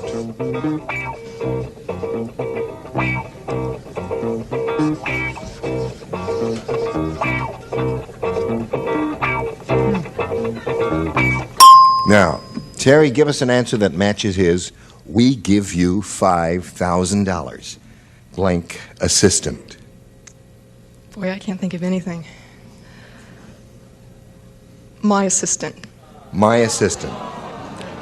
I guess that was kind of a tough one. Some are easy and some are tough. What did you say, It was Richard? hard, and then suddenly I thought of what was going to be it. Magician's assistant. A magician's assistant. They always have one, don't they? What would you have said? What? Oh, dental assistant. Yes, they all have them, don't they? Oops. Okay. Now, you've got $700 altogether, and you got a new player to welcome. Now, here comes Courtney Johnson.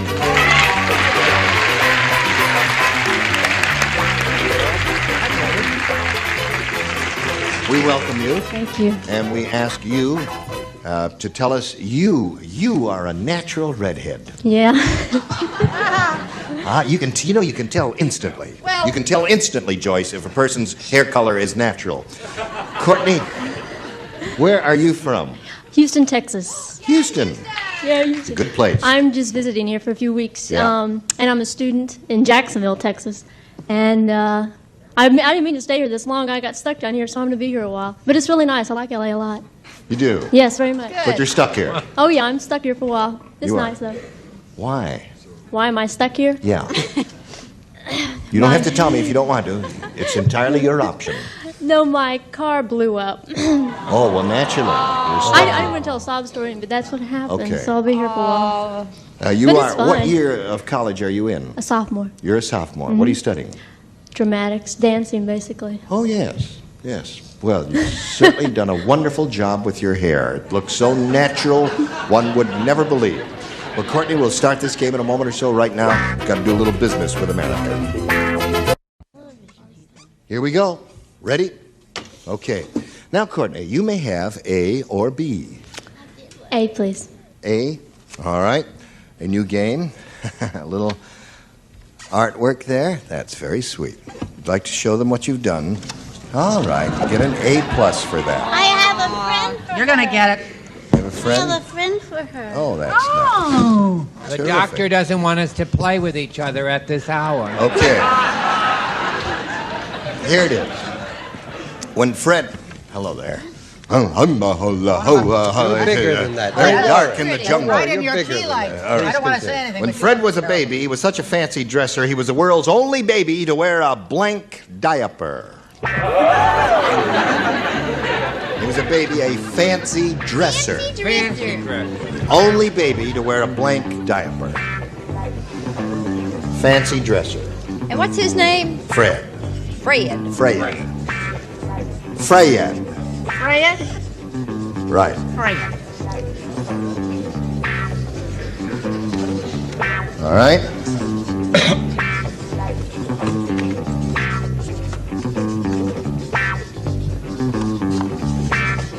Okay, we're all set over there, so I'll make my way over here to Courtney Johnson and put it to her. When Fred was a baby, he was such a fancy dresser. He was the world's only baby to wear a blank diaper. Tailored diaper? A tailored diaper. What a good answer. Tailored diaper's not bad. What did you say, Richard? I'm not sure whether this is a match or not. I said formal. Formal. No, that is not a It turns match. out it's not a match. It's turned out. I heard it clearly. Fanny, I don't feel well. what's wrong? I don't know. There's pressure. Oh. Oh, I said it. tuxedos. Tuxedo. Now, if I wanted to cheat, I could pretend I said Taylor and go like that. Right. Tuxedo. I said tuxedo. Right. I said a safety pinstriped diaper. Oh, very clever, Charles. A safety pinstripe. Pinstriped is a formal type of fabric. And here we go with Mary Wicks, I'm who was looking the into world's my notes. only baby Yeah. to wear a Lace diaper. lace diaper. That's dressy. Right, indeed. And he turned out. It's not yes. funny, but it's. I thought of velvet. Velvet. It is very chic. So absorbent. Just use the one. Just the once. Right. Yes. I said a diamond-studded mink line diaper.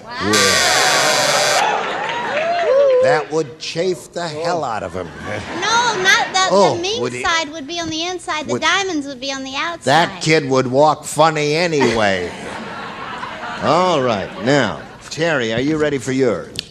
Hey, you hear about the world's strangest Indian tribe? No. Well, as a ritual, instead of passing a peace pipe, they pass a blank pipe. As a ritual, instead of passing a peace pipe, they pass a blank pipe. Strangest Indian. World's strangest Indian tribe. That's not so strange in Hollywood. Okay. Couple of good choices here. Very good. That's one. Terry Harrell is talking to herself. She says, well, I'm going to say that. Well, I could say this. This strange Indian tribe, Terry, as a ritual, instead of passing a peace pipe, they pass a blank pipe.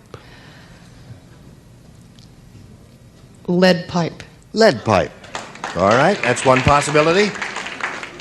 Instead of passing a peace pipe, they pass a lead pipe. No, the Indians started, I said pot pipe. A pot pipe. Those are your people. A lot of my people, yes. Fanny? Why, that man's a doper. I can't work with dopers.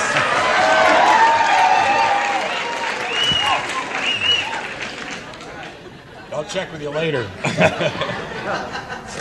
I'm going to turn you in to the authorities. Gas pipe. Gas pipe. Yes, Charles.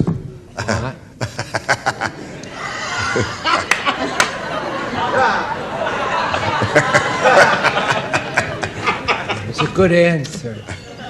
Stone! He said a stove pipe. Terry is looking for a lead pipe. And she found it. Lead pipe. A lead pipe. Lead pipe for the little I wish girl? I had. I said gas. Gas pipe is very good there. What sort of pipe do you have here, Joyce? Well, the reason those Indians were so strange is because they're Scottish, so they passed around a bagpipe. A bagpipe. Oh, so there we are at the end of round one. Score is 1-0 in favor of Terry. Round two coming up, but first this for you. Come back now. Go to round two now and ask Courtney for her decision on A or B. I'll take A again, please. A it is. All right. Let's see how you do this time. 102-year-old Mr. Periwinkle said to 103-year-old Mr. Jenkins, I think I'll climb this tree. Be careful if you date old lady Perkins. She's got an extra pair of dentures in her blank.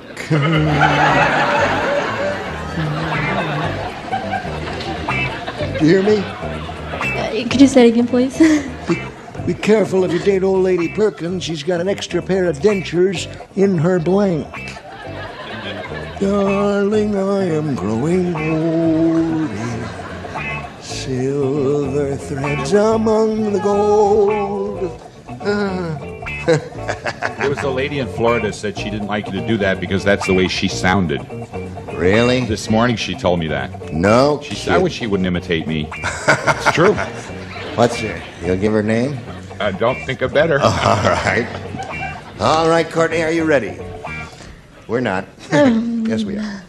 102-year-old Mr. Periwinkle said to 103-year-old Mr. Jenkins, be careful.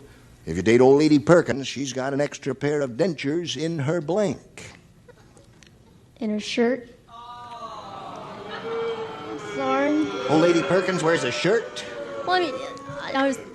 What's that? I'm just not thinking clean.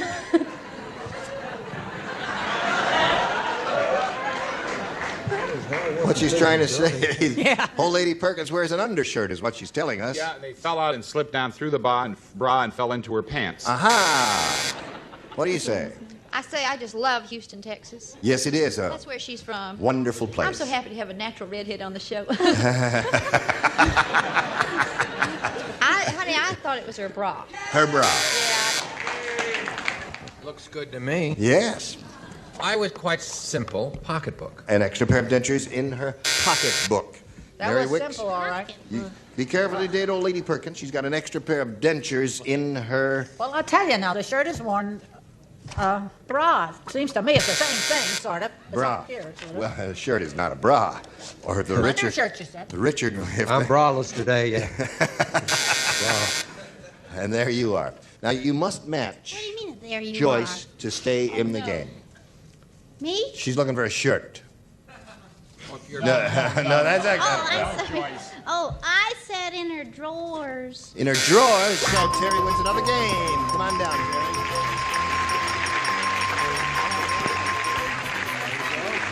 Well, Courtney, a pleasure to meet you. Thank It's you not going to be very a total much. loss because you're going to get a lot of gifts. Thank you, Courtney Johnson, Thank for being you here on very Match much. Game 77. Bye-bye. Goodbye. There you are. There it is, Terry. Not too long ago, we polled the studio audience and we said, you give us your best response to this. Blank Morris. Okay, remember you get $500 for matching the top, $250 for the middle, and $100 for the bottom. And 3 of these people will help you. Richard Deacon. Richard Deacon. I can't see what it says. It just says Blank Morris, M-O-R-R-I-S. Philip. Philip Morris. There's one. Fanny. Greg Morris. Greg Morris. Yeah. Richard. William Morris. William Morris. So you got William Morris, Greg Morris, and Philip Morris. You may choose one of those or give us one of your own. Greg Morris. You want Greg Morris. Okay, let's find out if Greg is up there anywhere, and if so, where. He's been around here before. Let's see if he's around here again. May we see the $100 number. Chester Morris. May we see the $250 number. Greg, it is. Congratulations to you. Let's see what's under the big one. Slide it, if you please. There it is. Philip Morris. Well, you've picked up another $250, and you're going to play for $2,500 now by matching one celebrity. Whom do you call on? Richard. All right, stand on that blue dot there, and good luck to you, Terry. Worth $2,500. It reads as follows. Hold my blank. Hold my blank. Hold my blank. Oh, Terry, he's finished. You give us the answer that he's written on the card. We give you $2,500. Good luck to you. Hold my... Purse. Are you saying you want Richard to say, hold my purse? It's the only thing that I can think of. Oh, I thought we had it. I said, hold my hand. Hold my hand. Very good answer. All right. Well, you picked up another. You're all 1,050 is your total now. Congratulations to you for that. Now you watch this, if you please. Thank you. We got started a little bit late here with the Happy New Year celebration because things got clogged up with the signs. But may I wish each of you and every one of you a very happy, prosperous, wonderful year, as I wish to each and every one of you. You're a grand bunch. Here, here, same to you. And thank you very much. Shall we do a chorus of... Yes. Yes. All right. Getting to know you. Getting to know you. No, I guess we... Acquaintance me for... And neither walk to mine.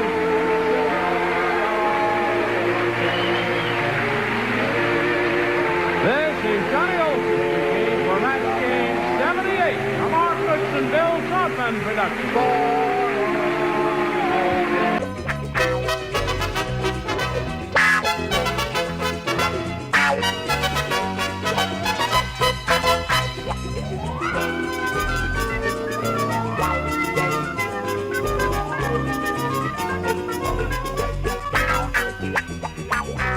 This is Match Game 78, production number 1366, and it's take one.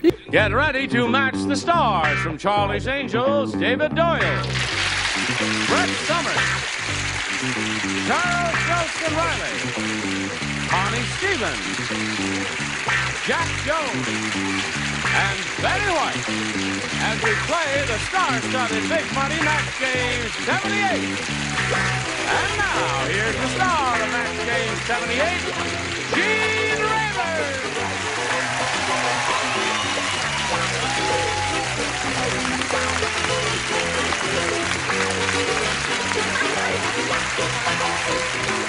Hello, John. All right. Thank you, friends, for joining us here. Thank you.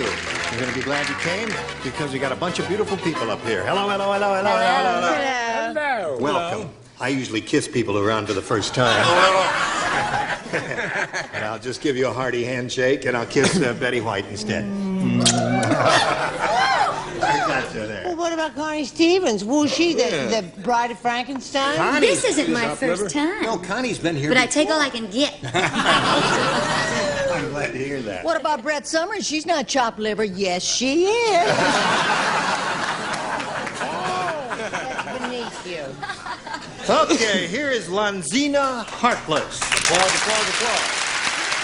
Lonzina has $5,700 to her credit, and she's applauding herself for that. And we're going to have another go at some big money. Are you ready for it? I'm ready. Okay, we'll see how much more you will win right after we see about this. Here we go with Lonzina Harkless. Now, let's see what she's going to do now. Go at the big money with the super match. Lonzina, we polled a studio audience not too long ago, and we said, write down your best answer to this. Put on the blank. If you give us the answer they wrote down most frequently, you get $500. For matching their second most popular answer, you get $250. And then for the third most frequently given response, you get $100. 3 of our 6 stars will help you. Charles. What my mother always said since I'm a little kid, if she even uses a saucer, she says it. What? Put on the dog. Put on the dog. Put on the dog, okay? Betty. I was afraid you'd say that in dog lover that I am. That's all I can think of. Put on the cat. No, that's of course not going to work. Put on the Ritz. Put on the Ritz. That's putting on the Ritz. Yeah, that's close enough. Close enough, what the heck? The very handsome Jack Jones. What do you say, Jack? You're putting me on. Yeah. Putting on me. Yes. Wait a minute. Something may come from above. Sometimes the Lord moves in mysterious ways. Nobody's got an answer up there. What are you talking Nobody's about? got any good jewelry either. It takes her 2 hours to put that cheap jewelry on. Take the class. Hold on. Okay. All right. You ready for mine? Yeah, ready for yours. Put on the...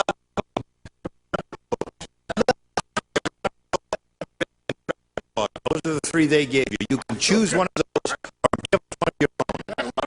Put on the dog. Put on the dog. Okay. That was Carl's answer. Let's see if it's up there to show where. We'll begin with the $100 number. Put on the brakes is not a bad answer at all. Oh, that's what I said to Jack Jones last night when Yes, we were I'm sure you did. May we see the $250 response? Put on the lights. See, all these good answers are coming up. What kind of group was this? They were a very smart group compared to the group we got up here, I'll tell you that. May we see the big one, please? Oh, you got it. Very good, Lonzina. Now, since you won the $500, that means the least you can play for is 10 times that amount, or $5,000. However, you can be playing, as you know, for $10,000 instead of 5. If you have a lucky spin of the star wheel, give it a go. It must make one revolution. Good luck, Lonzina. Here we go. Will it be a double or not? If the blue light stays on, it'll be a double. It's all automatically connected.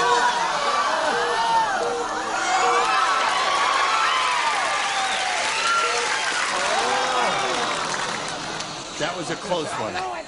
That really was close, wasn't it? I thought it would stop there. All right, good luck. You're playing for $10,000 with Betty White. Here we go. Blank, $5,000. Thank you. Blank your heart. Blank your heart. Yes, you write your response if you would, I'm new please. here. Yes. I got kissed and I'm new here. All right, Lonzina, give us the answer that Betty has written on the card. If you do that, you get $5,000. What do you say to that? Cross. Cross your heart? Cross your heart. Okay. Cross my heart and hope to die. That's cross my heart. Cross your heart? Is that what you say? What do you say, Betty? Oh, that's such a good one, sweetie. That is a I am good so one. sorry. This is going to break your heart. But don't be cross. All right,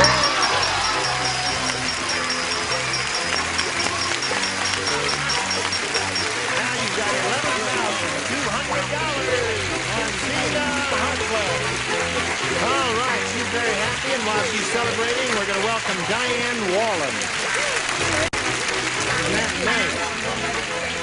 Really? All right. Hello there, Diane.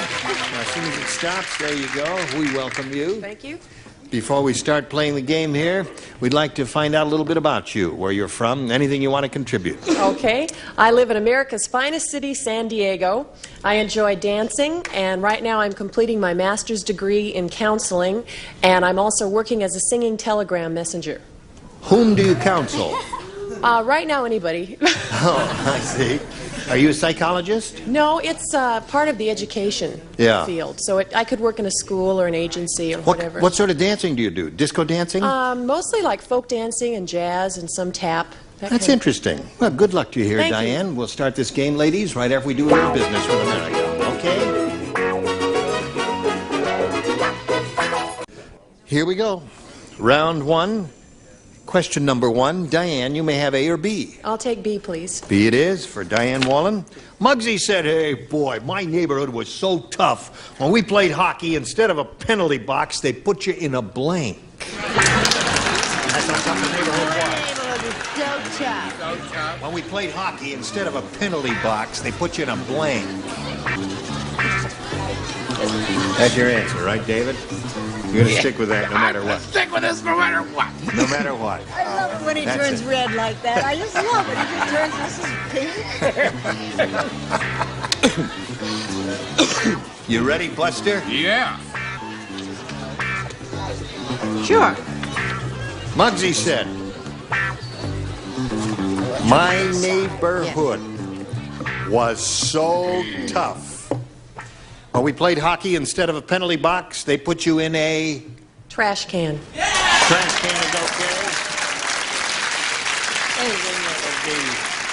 indicative of a tough neighborhood. Well, that's good. I tried to get something that was indigenous to the game, and I said they freeze you in a block of ice.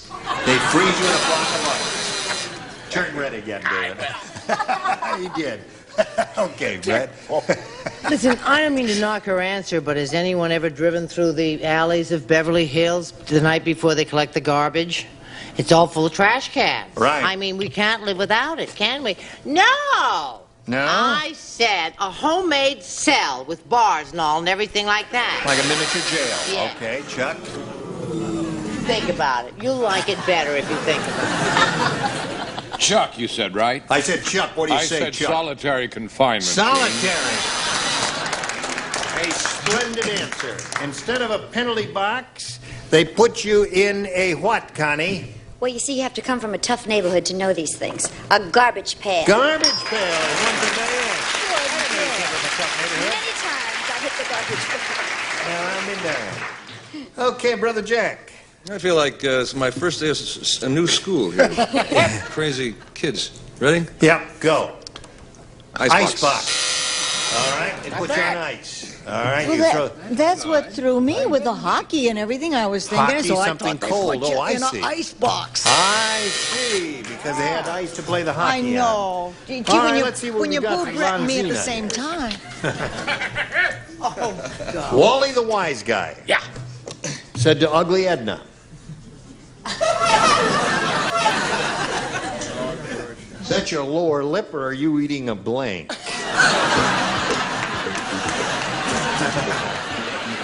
Wally the wise guy speaking to Ugly Edna. Ugly Edna. Is that your lower lip, or are you eating a blank? Packing a rod, or you just glad to see? Okay.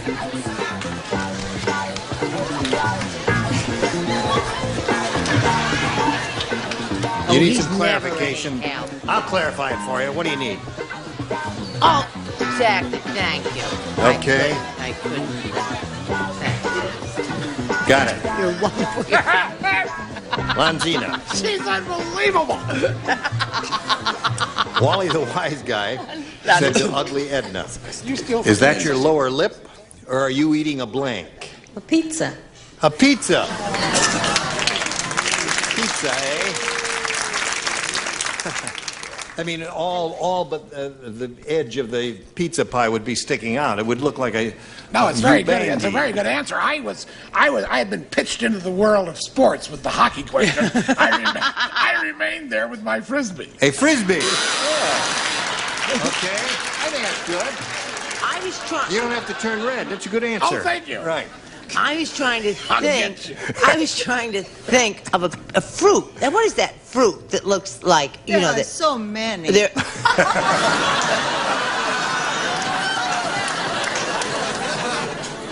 He's going to get you for this. Okay. What'd you Not say? the kind you find on Hollywood Boulevard. The kind you buy at the green room. That fruit. So I finally came up with it. Frisbee. Frisbee is a thing that you flip to one another. It's made out of plastic and sails through the air. Isn't that odd? I thought That's it not was a a fruit. tropical fruit. No. Now, honestly. The new season is coming, isn't it, Jane? The Yes, new it is. year. Oh, that's right. Producers. Almost taco. A taco. It's a Spanish pizza, isn't it? A taco or something close to it. Hello there, Connie. I had a very strange frying A frying pan. Why did you say that? I don't know. I haven't the slightest idea. You It was have a been very absent a large long time, I see. Okay, Jack Jones. Go, baby. I've done this before. It seems conceivable, but she's eating a plate. A plate. Is that your lower I've lip, done it or are many you eating a times. plate? I don't understand that. What do you say? You see, like David, I was pitched into the world of sports. Yes. And except I didn't get as far away from home as he did, I said a hockey puck. A hockey puck. Very good. That's not bad. Is that your lower lip, or are you eating a hockey puck? What about tongue sandwich, ham sandwich, bologna sandwich? What about that? Those all stink. We all thought of those They're and we all threw them rotten, all yeah. out. All right. Thank you for the vote of confidence, ladies and gentlemen. Okay, so Lonzina and Diane, it's 1-0 at the end of round 1 in favor of the challenger, and we'll go to round 2 right after this for you. Here we go, round 2 coming up, ladies. Diane, you want A or B? I'll take B again. B it is, all right. George said, my wife must be having an affair with Humpty Dumpty. What, take a look. There's blank all over the place. George said my wife is having an affair. Good rating. That was excellent. Yeah, thank you. I just wanted to make sure. Now, take... Give it to the boy. Give it to the young man. What young man?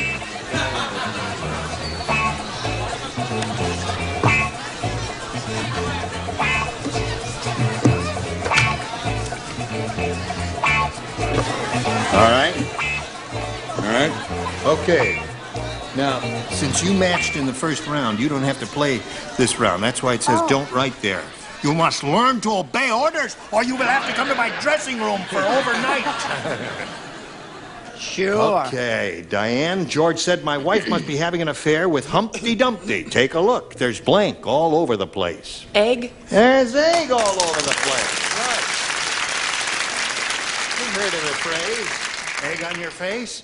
There's a little play on that. Egg all over the place. Yes. Egg on the place. What do you say? Well, this is, I think, tantamount to the same. It's eggshell. Eggshell. Oh. Wasn't he made out of eggshells?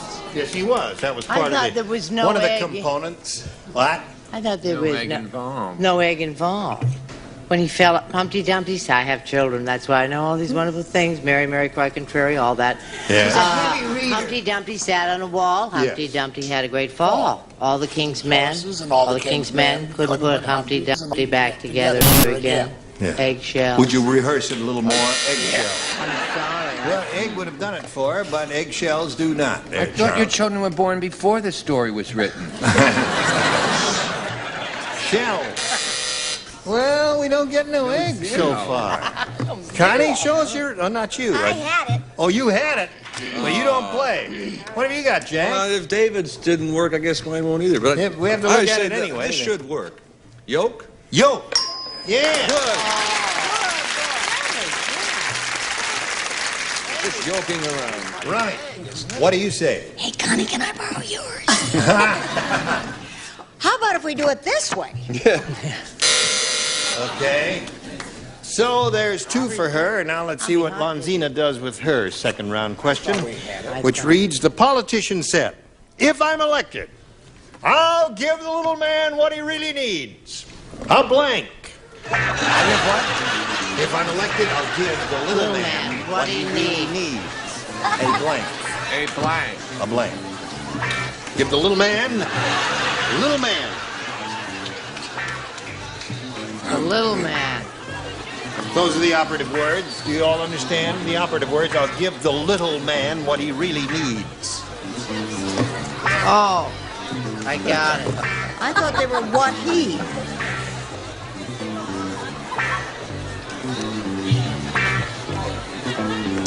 Okay? Got it. Go ahead, sweetheart. Now, Lonzina, you need 2 to tie and 3 to win. The politician said, if I'm elected, I'll give the little man what he really needs. A blank. A little woman. A little woman. Very good. A little woman. What'd she say? She said a little woman. What's wrong, Ira? Yes, she wrote it. She just didn't push it in far enough to light the light. I'm sorry. You see, that light lights I there don't get out when you much. push it in all the way. Is it on now? Well, I guess her light is busted. You'll fix it between shows And her or bust something is like lighted. that. Yes, right. Her bust is lighted. Well, show and tell there. The politician said, if I'm elected, I'll give the little man what he really needs. Go, David. I must admit that I almost wrote that down, and then I didn't because I thought they might be going for a play on words, and I put a lift because they would put him on his shoes to make him pull. Hardy, turn red again. Hello, Well, you know how I feel about politicians regardless of race, color, creed, or party affiliation. So I said I'd give him a pair of elevator shoes. That's what you get out of a politician. Right. That and higher taxes. A step ladder, okay. Now, Connie, may we see yours? I said a pot or some pot. Some pot. You had to be there, Gene. I see. Okay. I'll vote for you, honey. Now, you got to match the two remaining ones, Lonzina, to stay in the game and achieve a tie. Okay, Jack, show us your little woman. Somebody put him up to it. A ladder. A ladder! So that means Diane Bowling wins the game. What do you got there? A little woman!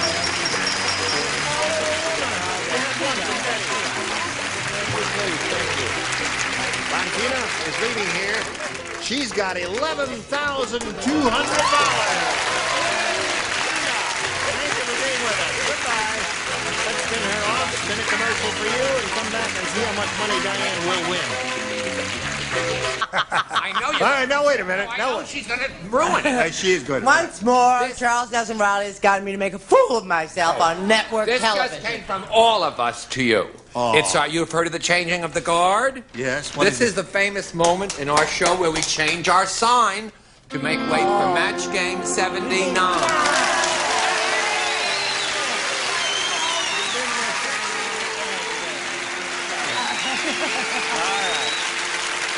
Now, you gonna change a sign? Now wait a minute. Hold everything now. No. Everything's gonna be all right. I'll give you a hand here, Charles. You're unscrewing the old one there, and it's all unhooked. Okay. Yes, right. All right.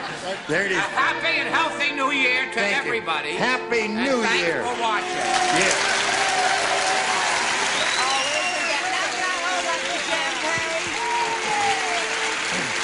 It don't work, Fred.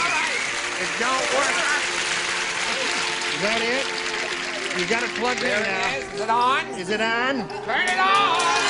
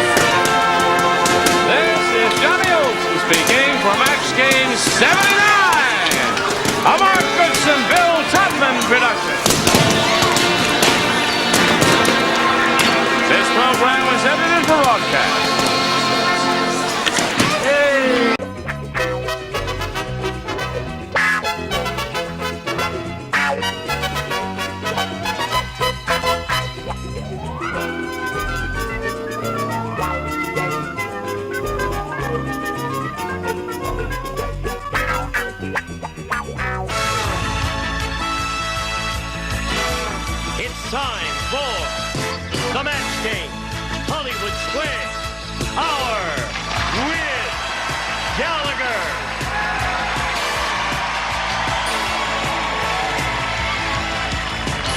And our special tribute to Leave It to Beaver with Barbara Billingsley as June Cleaver.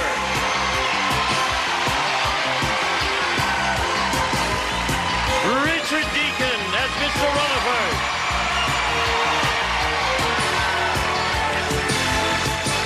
Ken Osmond as Eddie Haskell. And Jerry Mathers as the Beaver.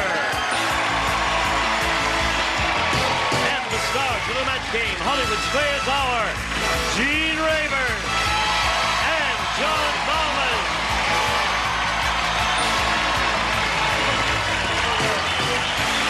How do you do? How do you do?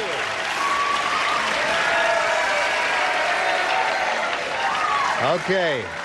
Happy New Year. Happy New Year to you. I guess they're getting ready a little early here, aren't they, for the new year? Apparently, this is our very last show before the new year. Exactly. 1984. And you know what 1984 marks? What? Another year that Leave It to Beaver is going to be on television every day of the week. On reruns, right.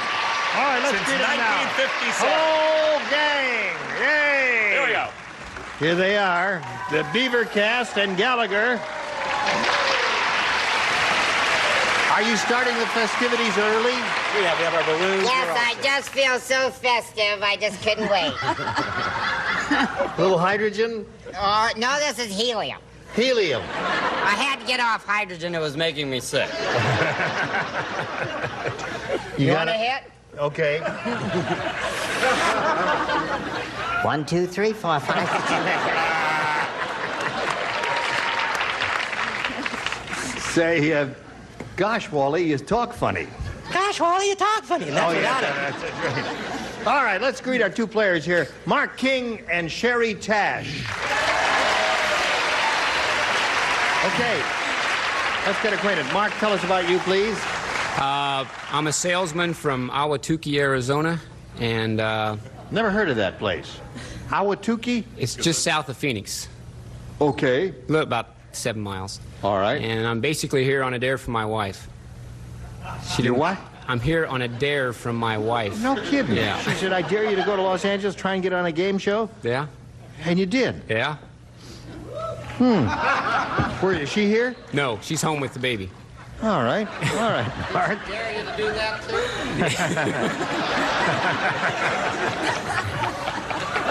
She dared him, and he did it.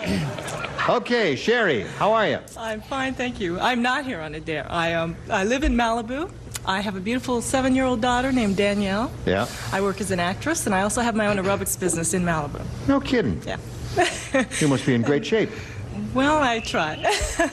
But I wanted the panel to know that my friends and I used to play Beaver trivia games, and I got stumped on the hairdresser. So I'll never forget, Florence Bush was the hairdresser.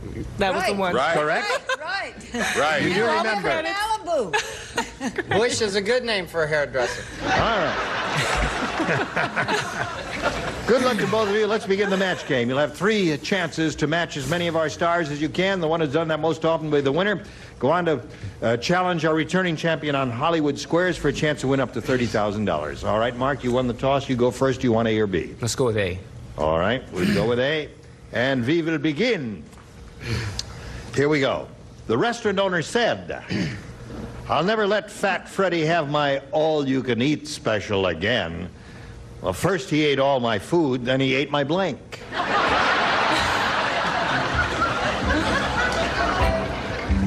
Okay. I guess already down there. Here we go, Mark. The restaurant owner said, I'll never let Fat Freddy have my all-you-can-eat special again. First he ate all my food, then he ate my blank. Dishes. Dishes. All right. That's one possibility. Anything you'd find in a restaurant would be good. You know, dishes would be one good choice. Silver would be another one, I suppose. Barbara, what'd you say? It wasn't dishes, sorry. Menu. He ate the menu. Oh, I like that. All right. Gosh, Beaver, look at that guy. Really? Well, I figured if it was Fat Freddy, I mean, there'd only be 1 or 2 dishes in front of him, but the tables would be real big, so he'd eat all the tables. All right. So far, we don't have dishes, Ken. Gosh, Mr. Rayburn, this gentleman is so fine, I really wanted to match him. But I'm afraid I matched Jerry again. Tables. Said tables. All right. Oops. Okay, John, you're up. Yes. First he ate all my food, then he ate my... He can take it, but can he dish it out? He can. Very good. All right, one for Mark. What do you say, Richard Deacon? I said furniture. He ate the furniture. He needed the roughage, I suppose. Yes. Hey, Gallagher. What did I say? Yes. The cashier. He ate the cashier. That was pretty smart. Yes. Anything else in your bag of tricks down there? No. All right. Okay, now let's go over to Sherry here and see if she can, how she does with her question, the B question. The Mona Lisa is speaking, and she said, I'll tell you why I'm wearing this funny smile. All these years, I've been sitting on a blank.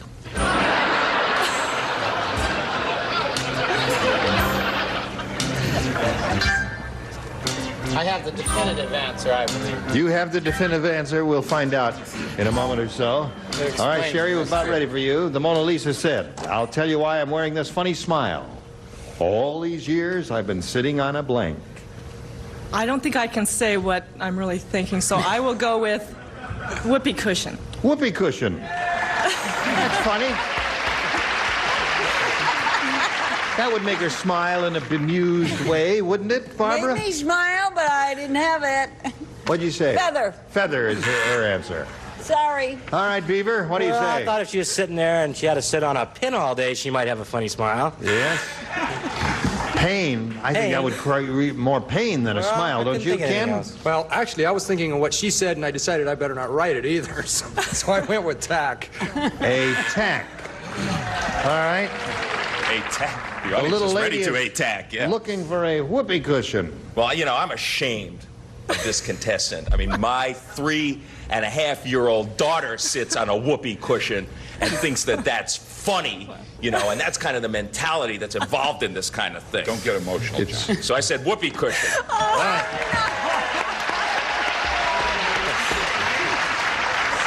So far, John, you're the only one who's taking myself keeping us right out going of the here. game, haven't I? Right. Richard? I didn't know whether I could say that or not, so I said a soft rubber cushion.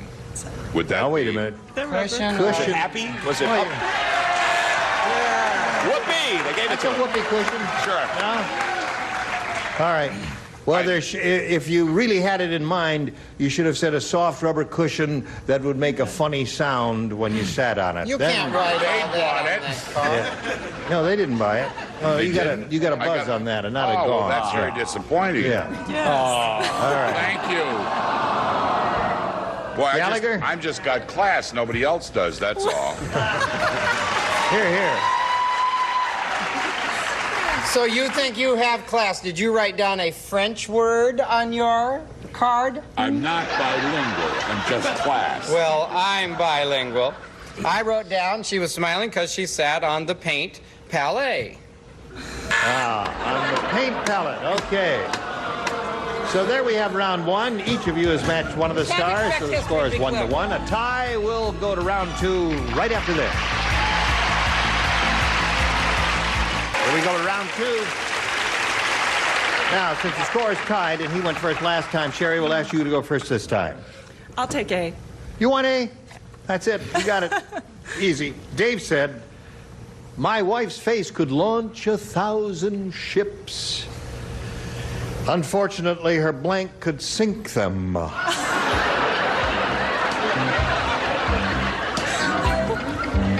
right.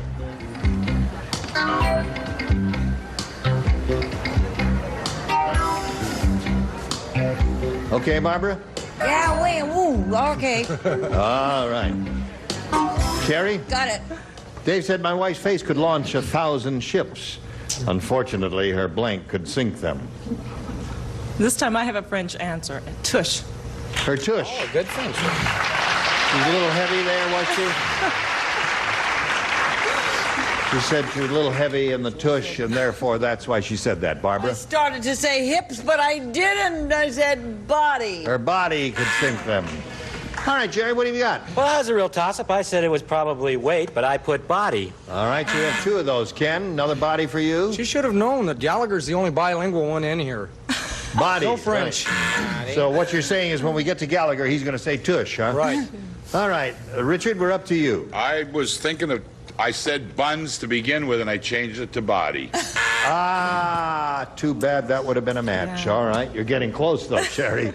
Okay, Gallagher. Do you think I put tush? Sure. No, I put breath. Breath, another good answer. So no match for Sherry. Okay. Mark, here we go with you. I'll tell you why Dumb Donald is in the hospital. Wonder why? Would you like to know? Yes. Thank you. It happened after he asked Mr. T if the T stood for blank. And that put him in the hospital.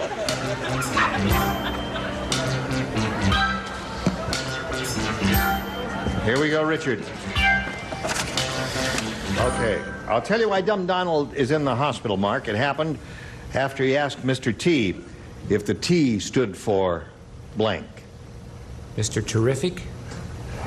No, now wait a minute. Mark, you're not listening to me. Your wife back in Arizona is going to hit you in the head with a baseball bat. He's in the hospital, you see. Those are the operative words. Well, that's the answer we have to go for, your first response.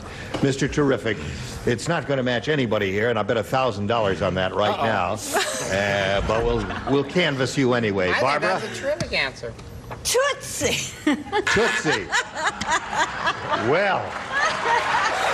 That would definitely put you in the hospital. I don't think you'd be too thrilled with that. That's a good response. Okay, Beav. Well, when you said Tootsie, you'd say, I'm pretty tough, and put you in the hospital. What? Tough. Tough. T stood for Good as tough? terrific. You know, and he was going to show him how tough he was, put him in the hospital. I tried. Not very hard. It's almost as good as terrific. We're still worried about the Beaver. Listen, the way they booed Jerry, I'm afraid to bring mine up here. I said trouble. T stood for trouble. Nobody understands this question, including Mark. And it's Friday. They don't have another day to learn how to play. Right. Richard, do you understand it? Oh, start with your boo now, okay? Come on. Boo. Teeth. Yeah. What have you got? Come on, Gallagher. Well, I think I understand the question. You do? He was insulted because they said the T stood for timid. Timid. Turkey would have been another good one. Tooth Fairy, I would have. Tooth Fairy, turkey, any of those things would have been good. Tush! I hope we're all going to start playing this game soon, are we? You must obey orders. 1-1 to score. Round 3. Last chance here. Come back. Third and final round here. Last chance. This is it. Are you ready? Now remember to think carefully before you respond. Mark, she went first last time. Score still tied. You go first this time. Let's go with B. All right. Here's Mark's question. Unlucky Louis said, I followed a rainbow all the way to the end. Just my luck. I wound up with a pot of blank.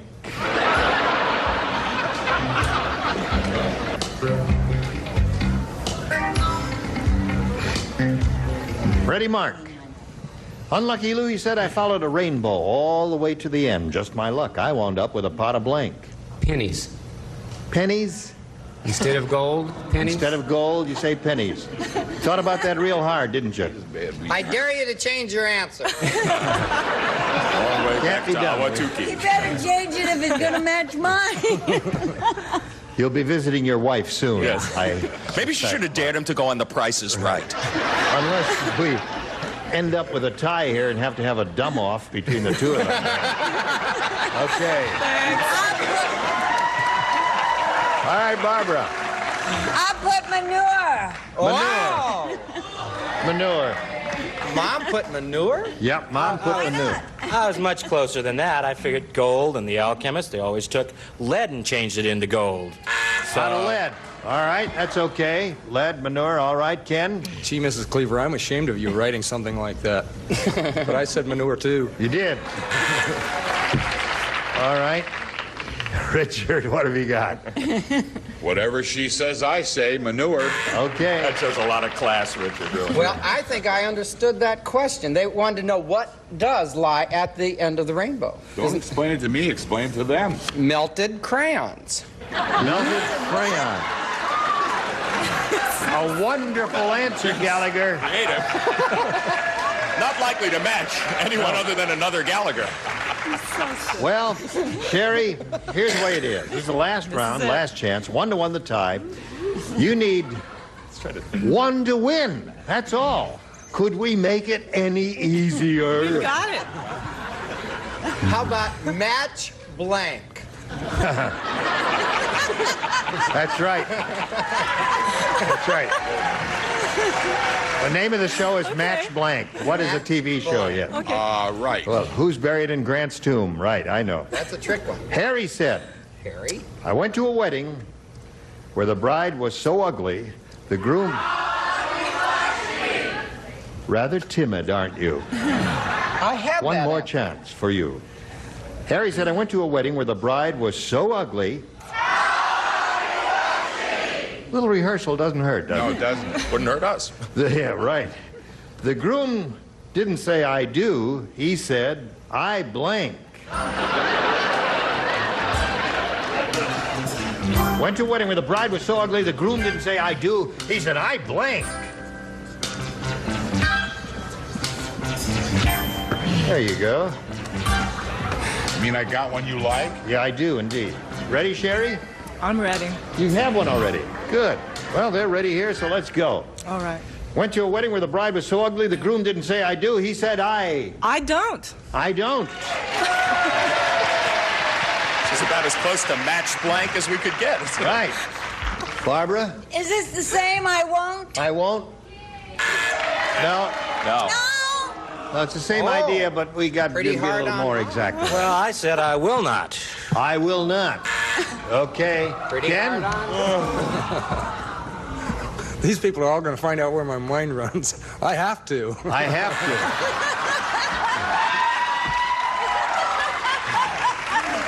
Pretty good. It was a wedding in which the bride wore white, and the man who gave the bride away carried a white shotgun.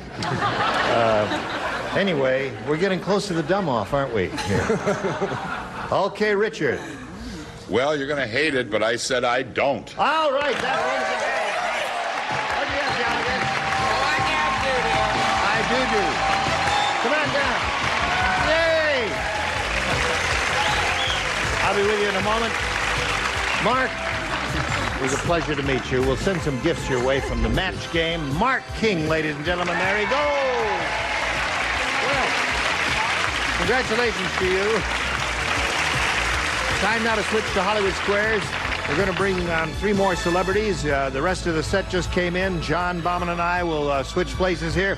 We've got lots more excitement here. Don't go away. We'll be right back. A member of our studio audience will receive Hitachi's cassette match music system, FM, AM stereo receiver with 7.5 watts per channel, belt drive turntable with magnetic cartridge, 2-way high drone tone speaker system furnished by Hitachi. It's time for more of the match game. Hollywood Square, hour with more of our tribute to Leave It to Beaver with Frank as Lumpy.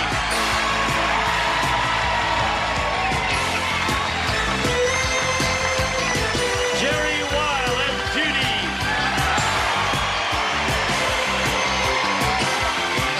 Rich Carell as Richard. And taking over, the star of the Hollywood Square, John Bauman. Okay, thank you, and we'll be right back. You come back too. I've asked you. And now, John Bauman and the Hollywood Square. That's for us. Thank you. Welcome to the second half of the match game, Hollywood Squares Hour. And here I have with me Sherry Tash. Rhymes with cash. And that stands for what she'd like to win here on Hollywood Squares. We also have 3 brand new celebrities. They are Rich Carell. Hi. Cleverly known as Richard on Leave It to Beaver. Frank Bank, known as Lumpy. And we have Jerry Weil, who is Judy Hensler, right? Right. They just called me Creepy Judy, that Creepy Judy. Creepy Judy. Yes. I see. Frank Bank? Yeah. I see that being with Gallagher on this show all week has rubbed off on Frank's costuming. No. John, this is the last show of the year, so I thought I'd add a little class to the show. Plus, I have an early New Year's Eve party in Pacoima, so we're leaving right after the show. You know, you're one of the few people that we haven't asked what you now do for a living. Yeah. I'm in the municipal bond business, in the securities business. Oh, terrific. Okay, well, that stands for cash, Exciting, too, so let's get underway. Here we go. Let's play Hollywood Squares. And before we get right into the game, we have to reacquaint ourselves with our defending champion. It is her second day. Her name is Andrea McInnes. She is returning with 1,725 smackaroos. That was not such a bad day's work. No, not at all. Why don't you just remind us a little bit about, your life today, 25 words or less. Okay, I'm originally from Alabama, and I moved to Southern California to pursue my career as a freelance artist. So I'm here. Okay, well, now you'd like to pursue some more money on Hollywood Squares, I suppose. Let's play the game. We're going to play this game till you hear the time's up bell. Whoever is ahead at that point, of course, is our winner. Goes on to play Super Match for up to $30,000. First game is worth $100, $25 for every square that either of you might capture. Our champion always has the privilege of starting. That, of course, is you, Andrea. Pick a star and let's go. Okay, Gallagher. Oh. Why don't you take the Beaver? Why don't you just answer this question, Gallagher? Okay, what is it? You're a hairy dog. Ah. Good thing that one went to And you're Gallagher. about to give birth. According to Dog World magazine, should you get shaved? Now, wait a minute. Who reads Dog World magazine? I'm a dog who reads the magazine. Okay. According to Dog World magazine, now, should you get shaved or will just a trim do? I think for an important thing like a birth, you should be shaved. Agree or disagree, Andrea? You should get shaved to give birth. Disagree. A trim will do. You are perfectly right to disagree. You get the first square. Just a trim will do your dog. A little dog will do you. Okay. Sherry Tash, your move. Pick a star. All right. I'll go with the Beaver. Okay, here we go. Okay, Beav. Who gets paid more money every month? A new enlistee in the U.S. Army or a person drawing maximum unemployment benefits in California? Well, actors should know all about that, unemployment. The Army's gone up quite a bit in the last few years, and I'd have to say the Army. Agree or disagree? I will agree. Sherry? Yeah, it is a person drawing maximum unemployment benefits in California who makes more money. All right. You should have disagreed. Your opponent gets that square. Okay, there's a bit of a break for you, Andrea McInnes. You have 2 X's up on the board already. Pick the place you'd like to put your next one. With Richard on the top. 2 Yes. win. To win. This will win you the first game. Rich, it's dinner time, and you're a moose. A moose? Which of these things are you more apt to eat? A tiny tree or a tiny beaver? Piece of cake. Can you believe that, Beav? That's a piece of cake. You know the answer to that one. I know. Here, none of that. Really, I'm not sure if a moose is a meat eater, actually. So I think I see them always chewing on trees. I'll have to go with a tree, tiny tree. He says that moose is more apt to eat a tiny tree. For the game, Andrea, do you agree or disagree? Agree.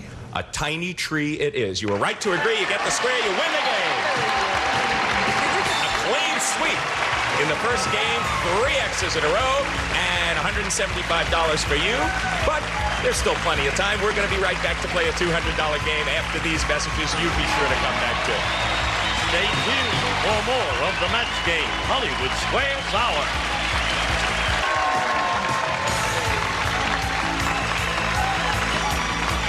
Now back to John Bauman and the Hollywood Square.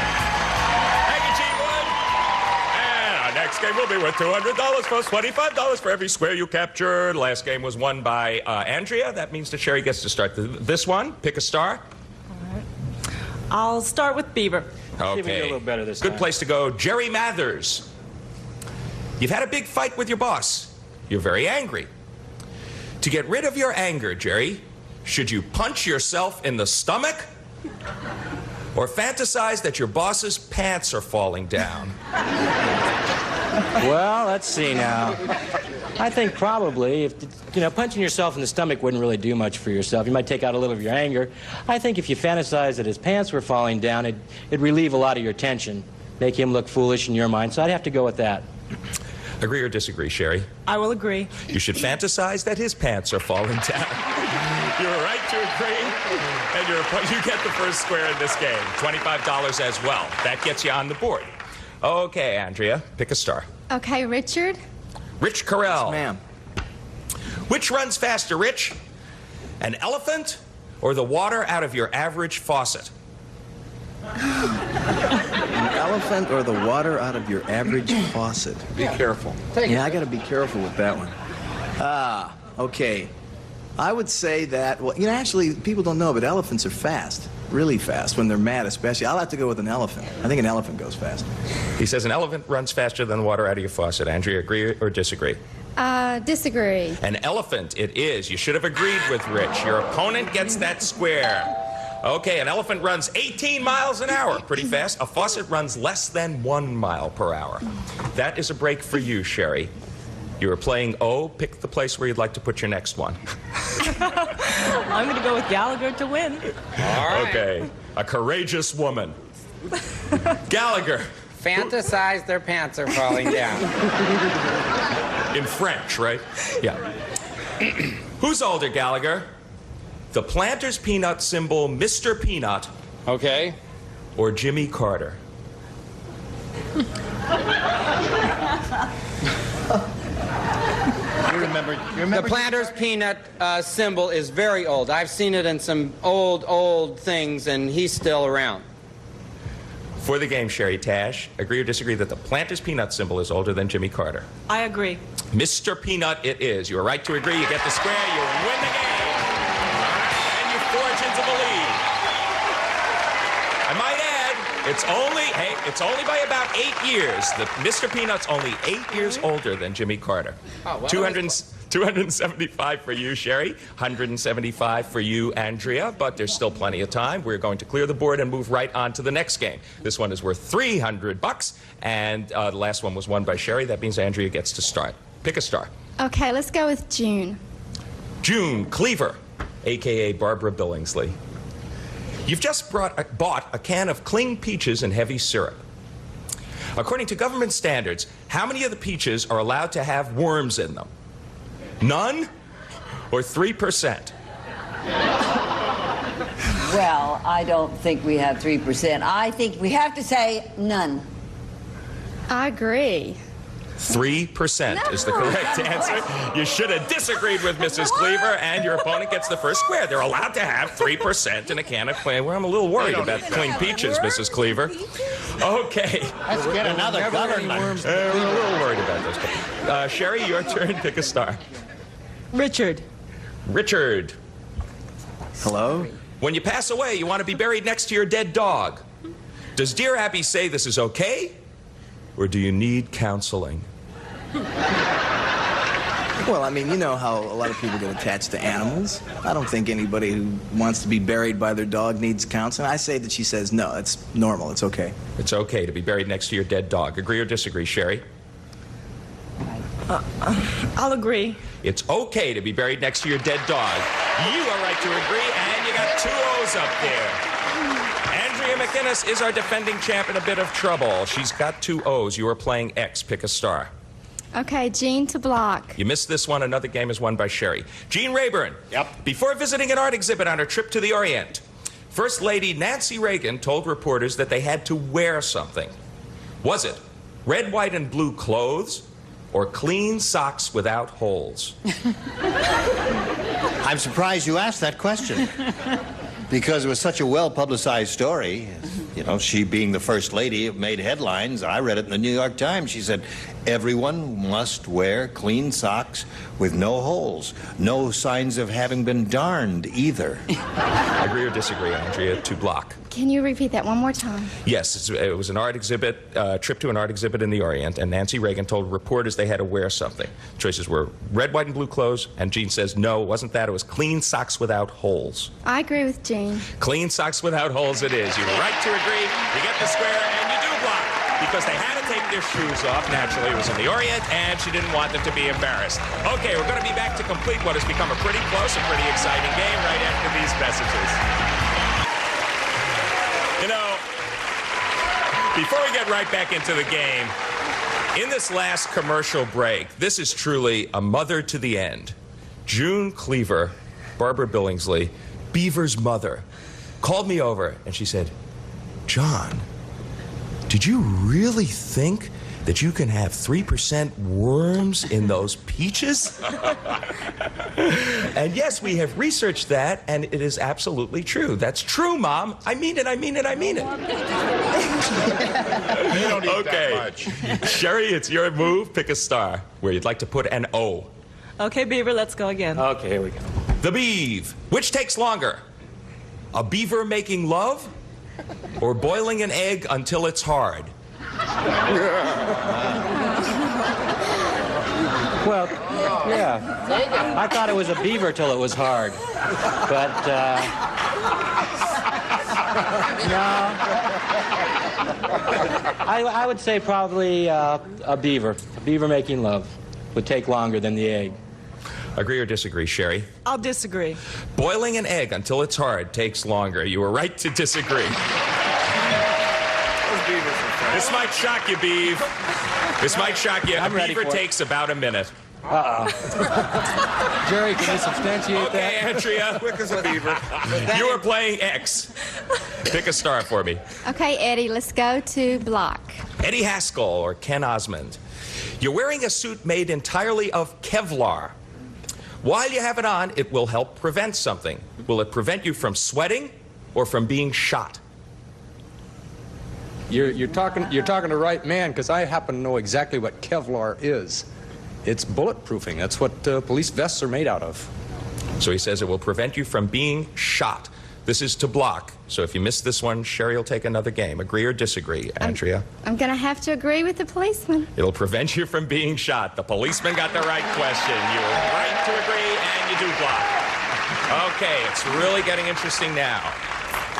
Sherry, pick a star. Gallagher to win, please. All right. Here's the Can pressure. still do it for you. She blocked you one place, but not here. Gallagher, which came first? The caveman or the cockroach?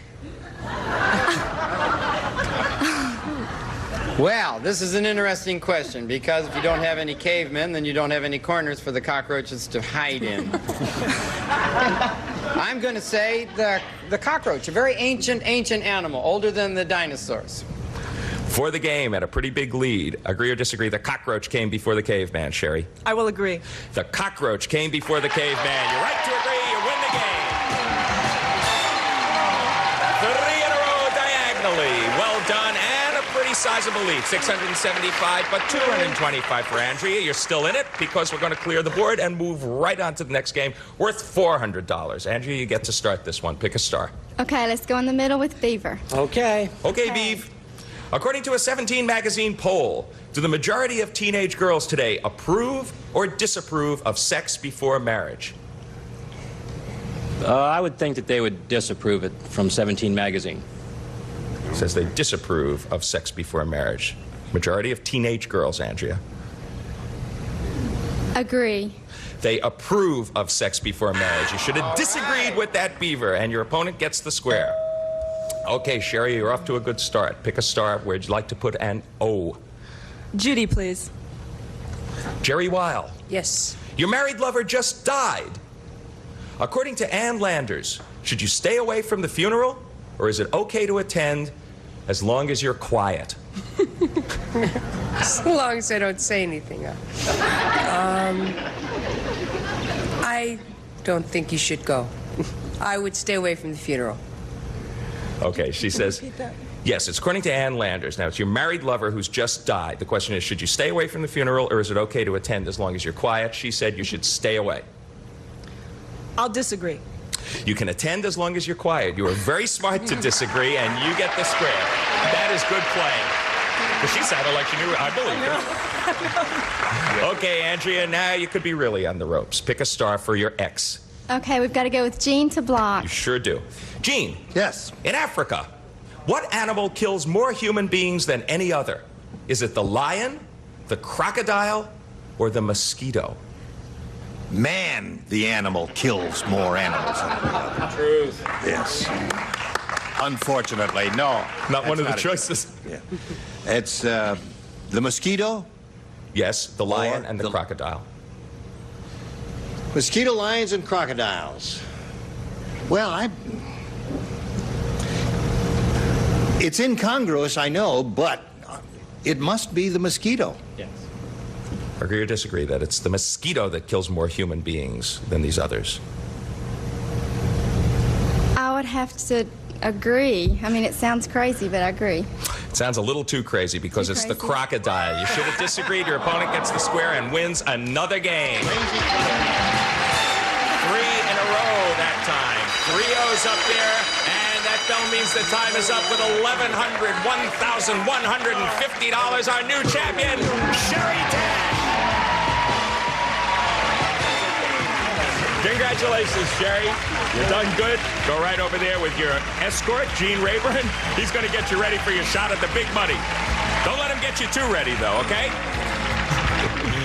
Andrea, We have to say goodbye to you, but you have a pretty nice New Year's present to start off 1984, $1,950. Not too bad. And, of course, you have our thanks for playing Match Game Hollywood Squares. And you're lovely. Thank you very much. And speaking of lovely people, here is Gene Rayburn. All right. Thank you, John. Here we are with Sherry. Our congratulations to her.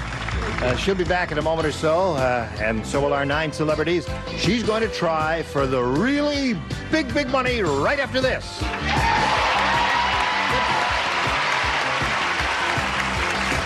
Now, here to play the super match is Gene Rayburn. All right, Sherry's very excited. This is her first time up here, and she's going to have a go at the big money. How do you feel?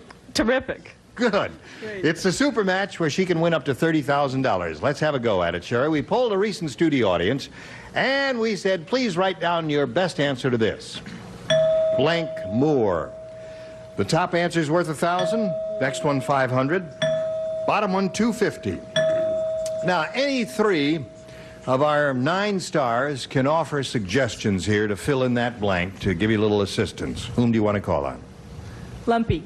Mary Tyler Moore. Mary Tyler Moore is 1. Mr. Rutherford. Gary Moore. Gary Moore is 2. John. Dudley Moore. Dudley Moore. So you have Dudley, Mary Tyler, and Gary. You may choose one of those, or if you think you've got a better idea, that would be up on that board, then you'll give us that one. What is your pleasure? Mary Tyler Moore. Mary Tyler Moore. Let's find out if it's up there, and if so, where. We'll begin at the bottom and reveal the $250 response. Gary Moore is there, a wonderful fellow. All right, the next one says Mary Tyler Moore. That's your answer. What do you think's on top? Dudley. You think Dudley's on top? You think Dudley's on top, audience? Yeah. You're not sure, are you? All right, let's all find out together. Go. Roger Moore. You weren't sure.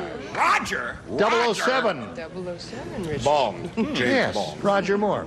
All right, now you've got $500, Sherry, and you're going to play the head-to-head match with any star of your choosing. And as you can see, each star has a number, a 10, a 20, a 30. It's a hidden number. And we will multiply that $500, which is yours, by whatever number is revealed when you choose a star. Are you ready to do that? Yes. Which one do you want? John.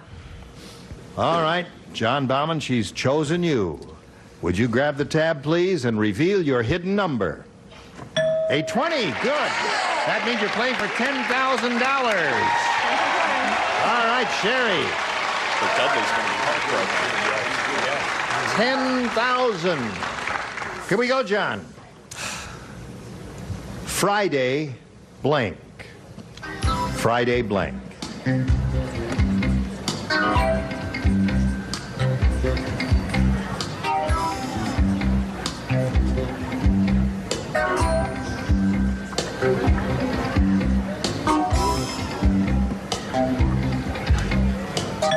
All right, John is ready, Sherry. It's up to you. The money is yours if you match John Bauman. Friday blank. My mind's a blank. Oh, Friday. I can't think. Let me. Thank goodness it's Friday, but that would. Friday night. Friday night. All right. John, she said Friday night. What do you say to that? You know, it's funny because this is, it's supposed to be unlucky, and in this case it was. Friday the 13th. Friday the 13th. Good response. Well, Sherry, you haven't done too badly. You've got a total of $1,650. That's yours forever, and you're still the champ. You'll play tomorrow. Come back right after these messages. All right, let's find out now. Which of the stars had the big 3-0? Would you all grab the tabs and give it a pull? June. All right, here we go. Voulez-vous?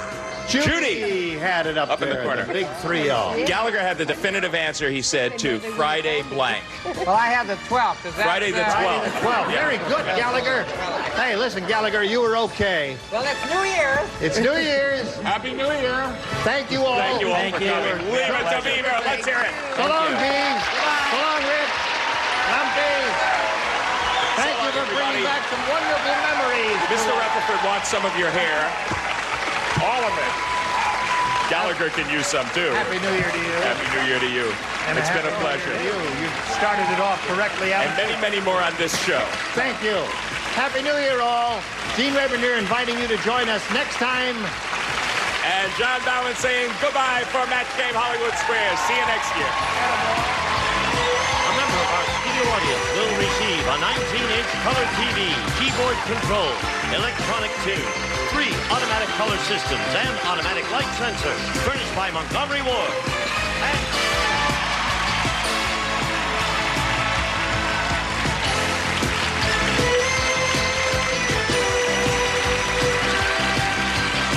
This is Gene Wood speaking for the Match Game Hollywood Squares Hour, a Mark Goodson television production.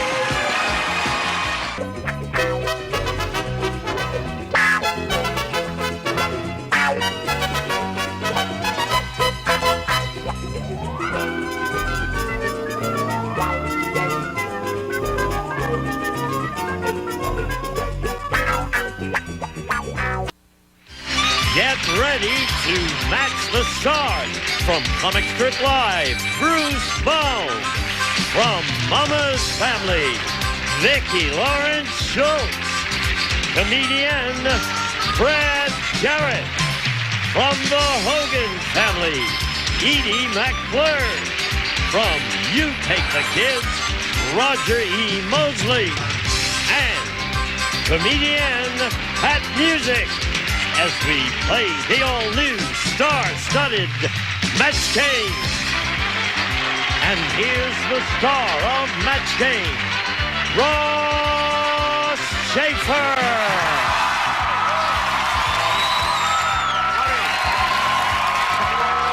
Everyone, thank you for joining us at home.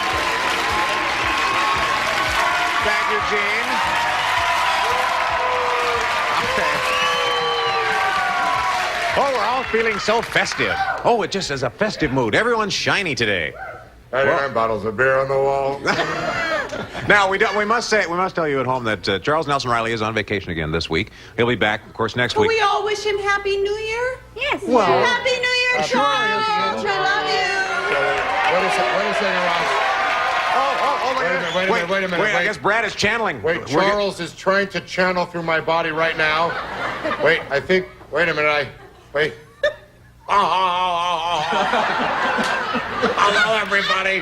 I'm sorry I can't be with you, but I'm on one of those Carnival cruises. I'm doing Kiss Me, Kate with Bob Denver and Kate Mallard.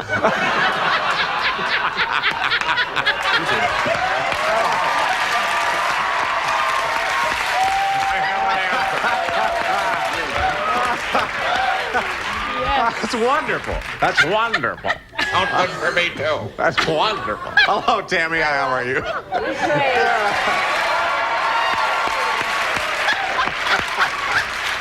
Well, you did a fine job on our program. You have $12,100 so far. Eric, how are you? Hi, how you doing? Good to see you on the show. Now, tell us about yourself. My name's Eric Abramson. I'm from Portland, Maine originally, and I'm a bartender. And you're a bartender? Yes. Oh. Well, there's a good chance you're the last man to see Charles Nelson Riley. Now stop it. This is all in good holiday cheer. That's right. You've seen the Match Game, haven't you? Oh, yeah. Ready to play? Yes, sir. All right. The object here is to correctly match with the stars. And the one who collects the most at the end of the game will go on to play Super Match for a shot at 10,000. Tammy, you're the champ. A or B? I'm going to go with A, please. Okay. Oh, it's so quiet. We're ready. Why did it get so quiet in here? It's a big moment. We're waiting for the countdown. Where's the ball going to Oh, it's already gone. Guy Lombardo. All right. The hospital patient said, Nurse Natalie is really mean.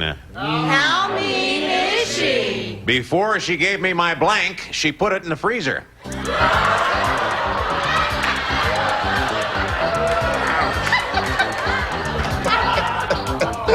All right. are you doing, Roger? Oh, Roger has his. Okay, Tammy, hospital patient said, Nurse Natalie is really mean. Before she gave me my blank, she put it in the freezer. Enema?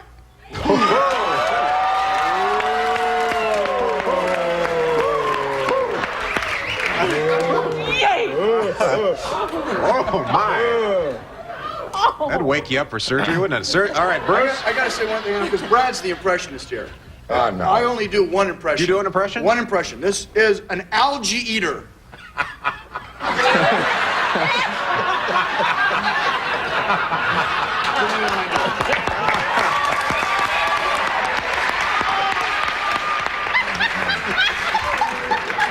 Oh, what a pretty boy. It must cost you a fortune to take that act with you wherever you go.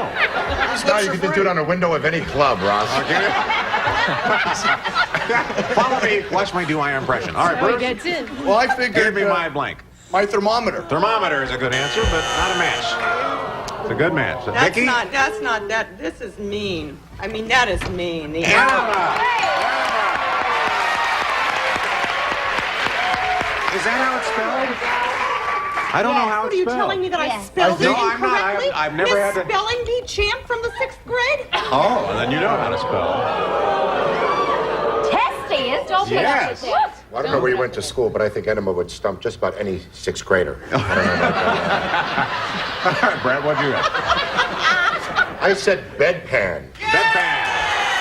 Oh, a frozen bedpan, Edie. Okay. Before she gave me my blank, she put it in the freezer. Well, you know, I had a little trouble with this because I didn't want to start out the year with a new low, but I obviously have because I got the right answer. All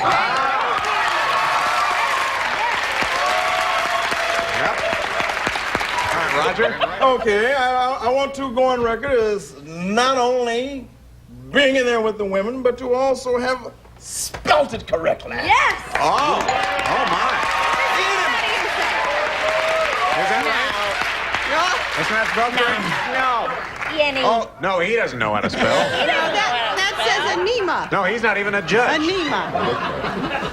What about a nigga? He's a guy who just cleans up after Gene Wood. All right, Pat.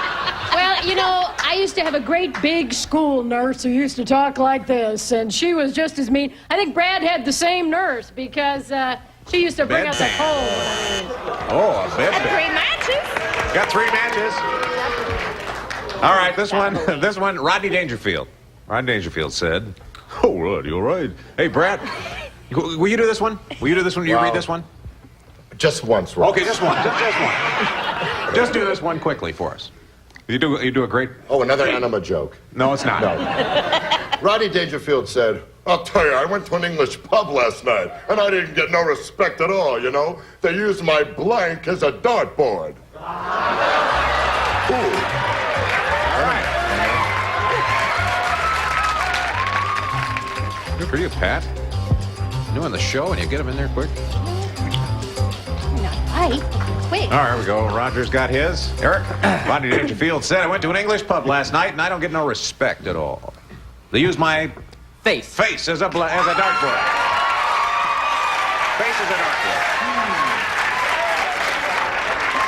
Bruce? Oh, my gosh. A face. Use my face as a dartboard. Vicky. Well, I haven't seen all of them, but his face is round and funny, so I See, look at that. Match it up, Brad. Well, this is Rodney's face. His behind. Yeah, okay, so like 2 for 2, 2 for 2. Feche. Use my face as a dartboard. Roger? Well, with the theme of where to put the frozen enema, I came up with behind. And you said behind also. How about you, Pat? Well, you know, the thing of it is, it sort of looks like a bullseye anyway. I said face. Face. All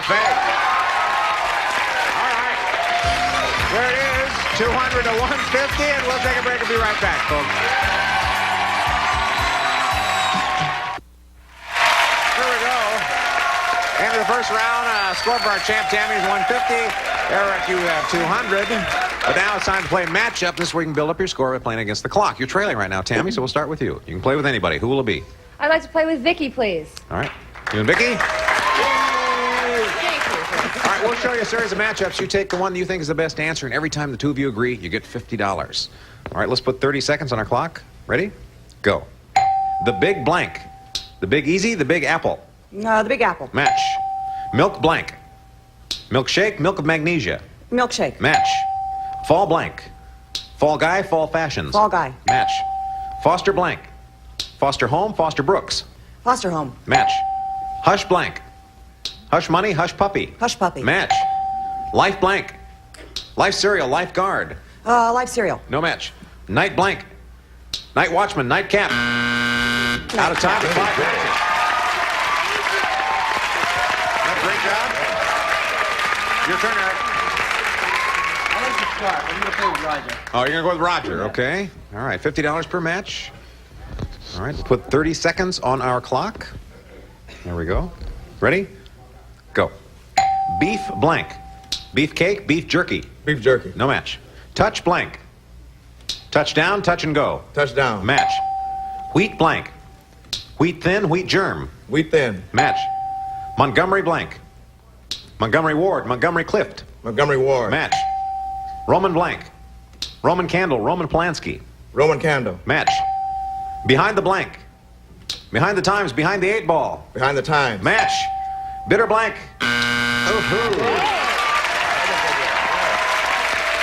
very close game. 400 to 450. We'll be right back after these words. Stay with us.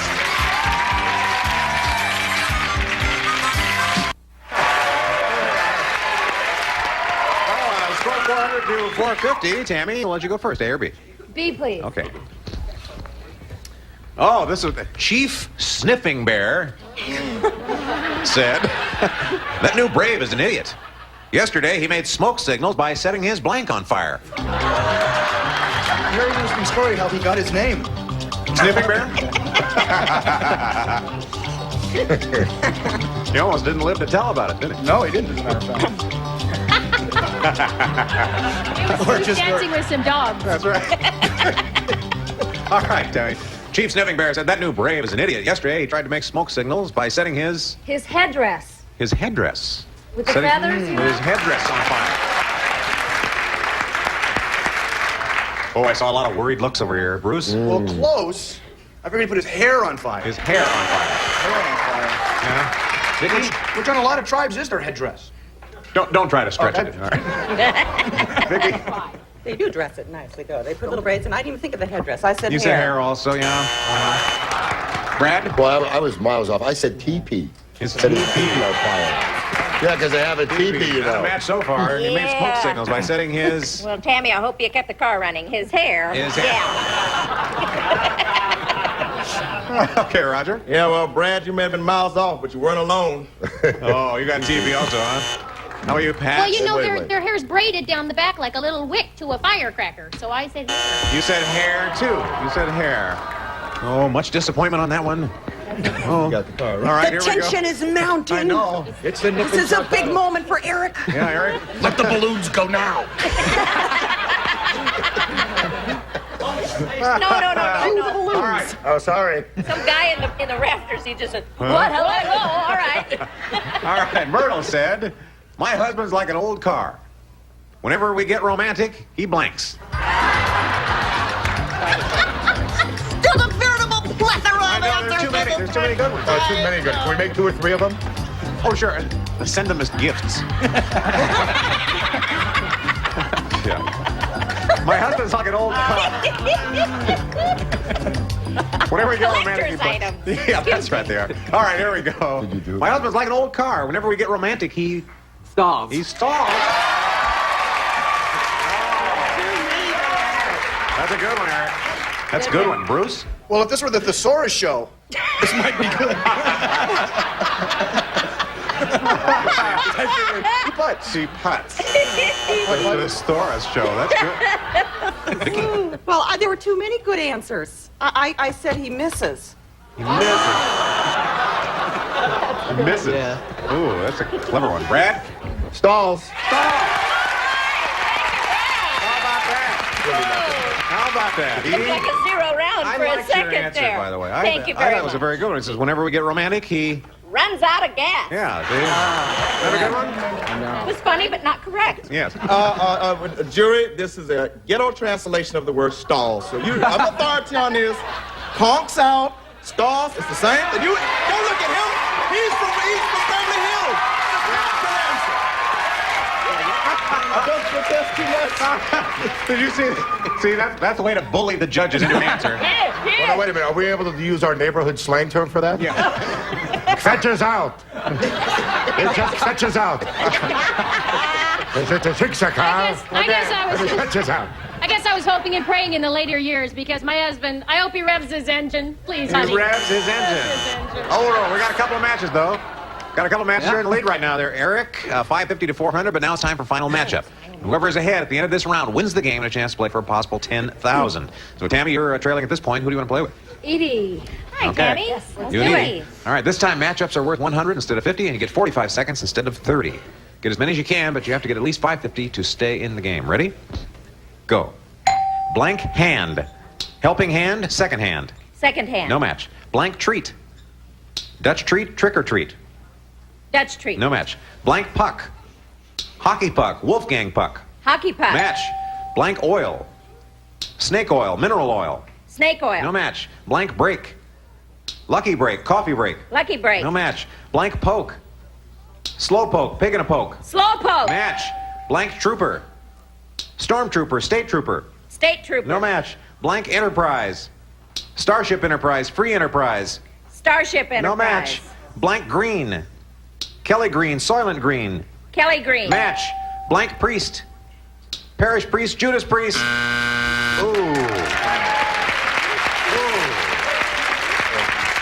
Well, 3 matches. We got 3 matches. Eric? Brad, please. All right. It's you and Brad? Okay. All right. Let me spell this out for you, Eric. You have 45 seconds to get 2 correct to win the game. If you don't... Please keep it down. That's right. There's a lot of pressure on Brad. Ready? We'll put 45 seconds on our clock. Go. Blank robbery. Armed robbery, highway robbery. Armed robbery. Match. Blank shade. Evening shade, lamp shade. Evening shade. No match. Blank pit. Peach pit, gravel pit. Peach pit. Match and win.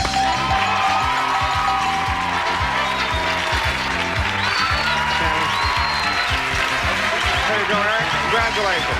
Congratulations. Well, we do have to say goodbye to Tammy, but Tammy, what a great way to start the new year. You have $12,100. I've had so much fun. And we've had fun having you here. Happy New Year. Happy New Year, everybody. All right, we'll take a short break and be right back with our Big Money Super Match. Stay with us.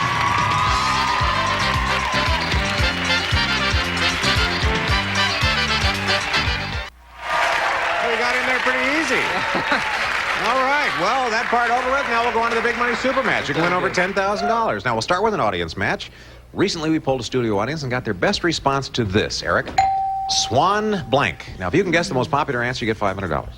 Second most popular answer is worth $300. Third best answer is worth $200. Of course, you can get some help here from 3 of our stars. Bruce? Okay. I got it. Swan Lake. Swan Lake. There you go. Okay. 2 more.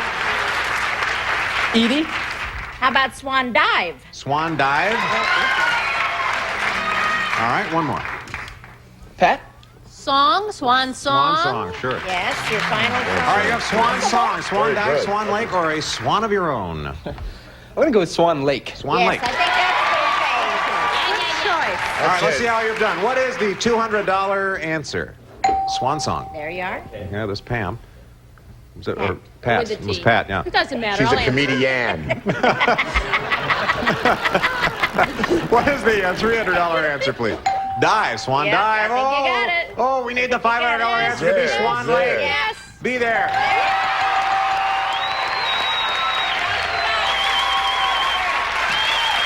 Okay, $500.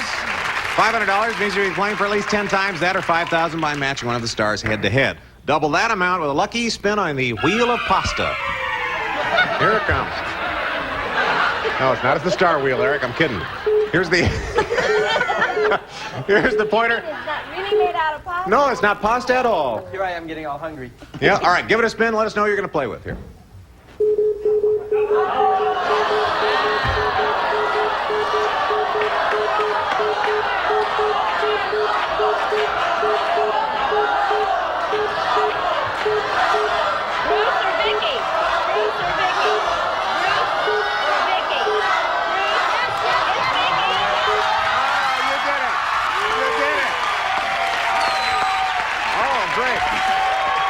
Okay. It landed on Vicky. You're going to be playing for $10,000. To win the money, you have to get an exact match. You ready? Yeah. All right, turn and face me. Vicky, please write down your answer to this. Blank law. Blank law.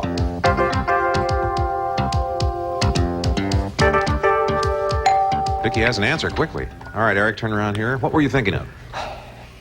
Criminal law. Oh. Oy, jeez. Criminal law. Criminal law. For $10,000, Vicky, can you match criminal law? Oh, Eric, I was so sure, too. I didn't even hesitate. I said L.A. law. L.A. law. L.A. law. Sorry. Well, that's all right, Eric. The big one got away from you today, but you come back tomorrow. You're still our champion. We'll add up your money, and we'll be back after these words.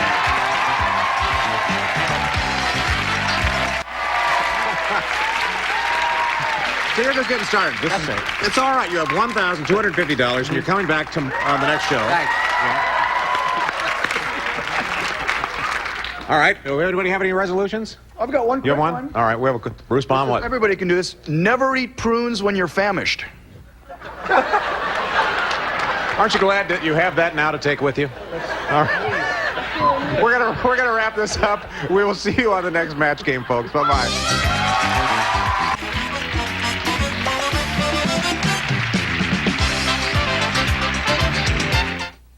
Cliffs and D's. Did you get 3 whammies or 4? In all the excitement, we kind of lost track ourselves. But seeing as how a whammy can wipe out all your earnings with a press of a button, and 4 whammies knocks you clear out of the game, you may be asking yourself a question. Do I feel lucky? Well, do ya, Cliff? Press your luck. Coming up next, only on Game Show Network. Go ahead, press it.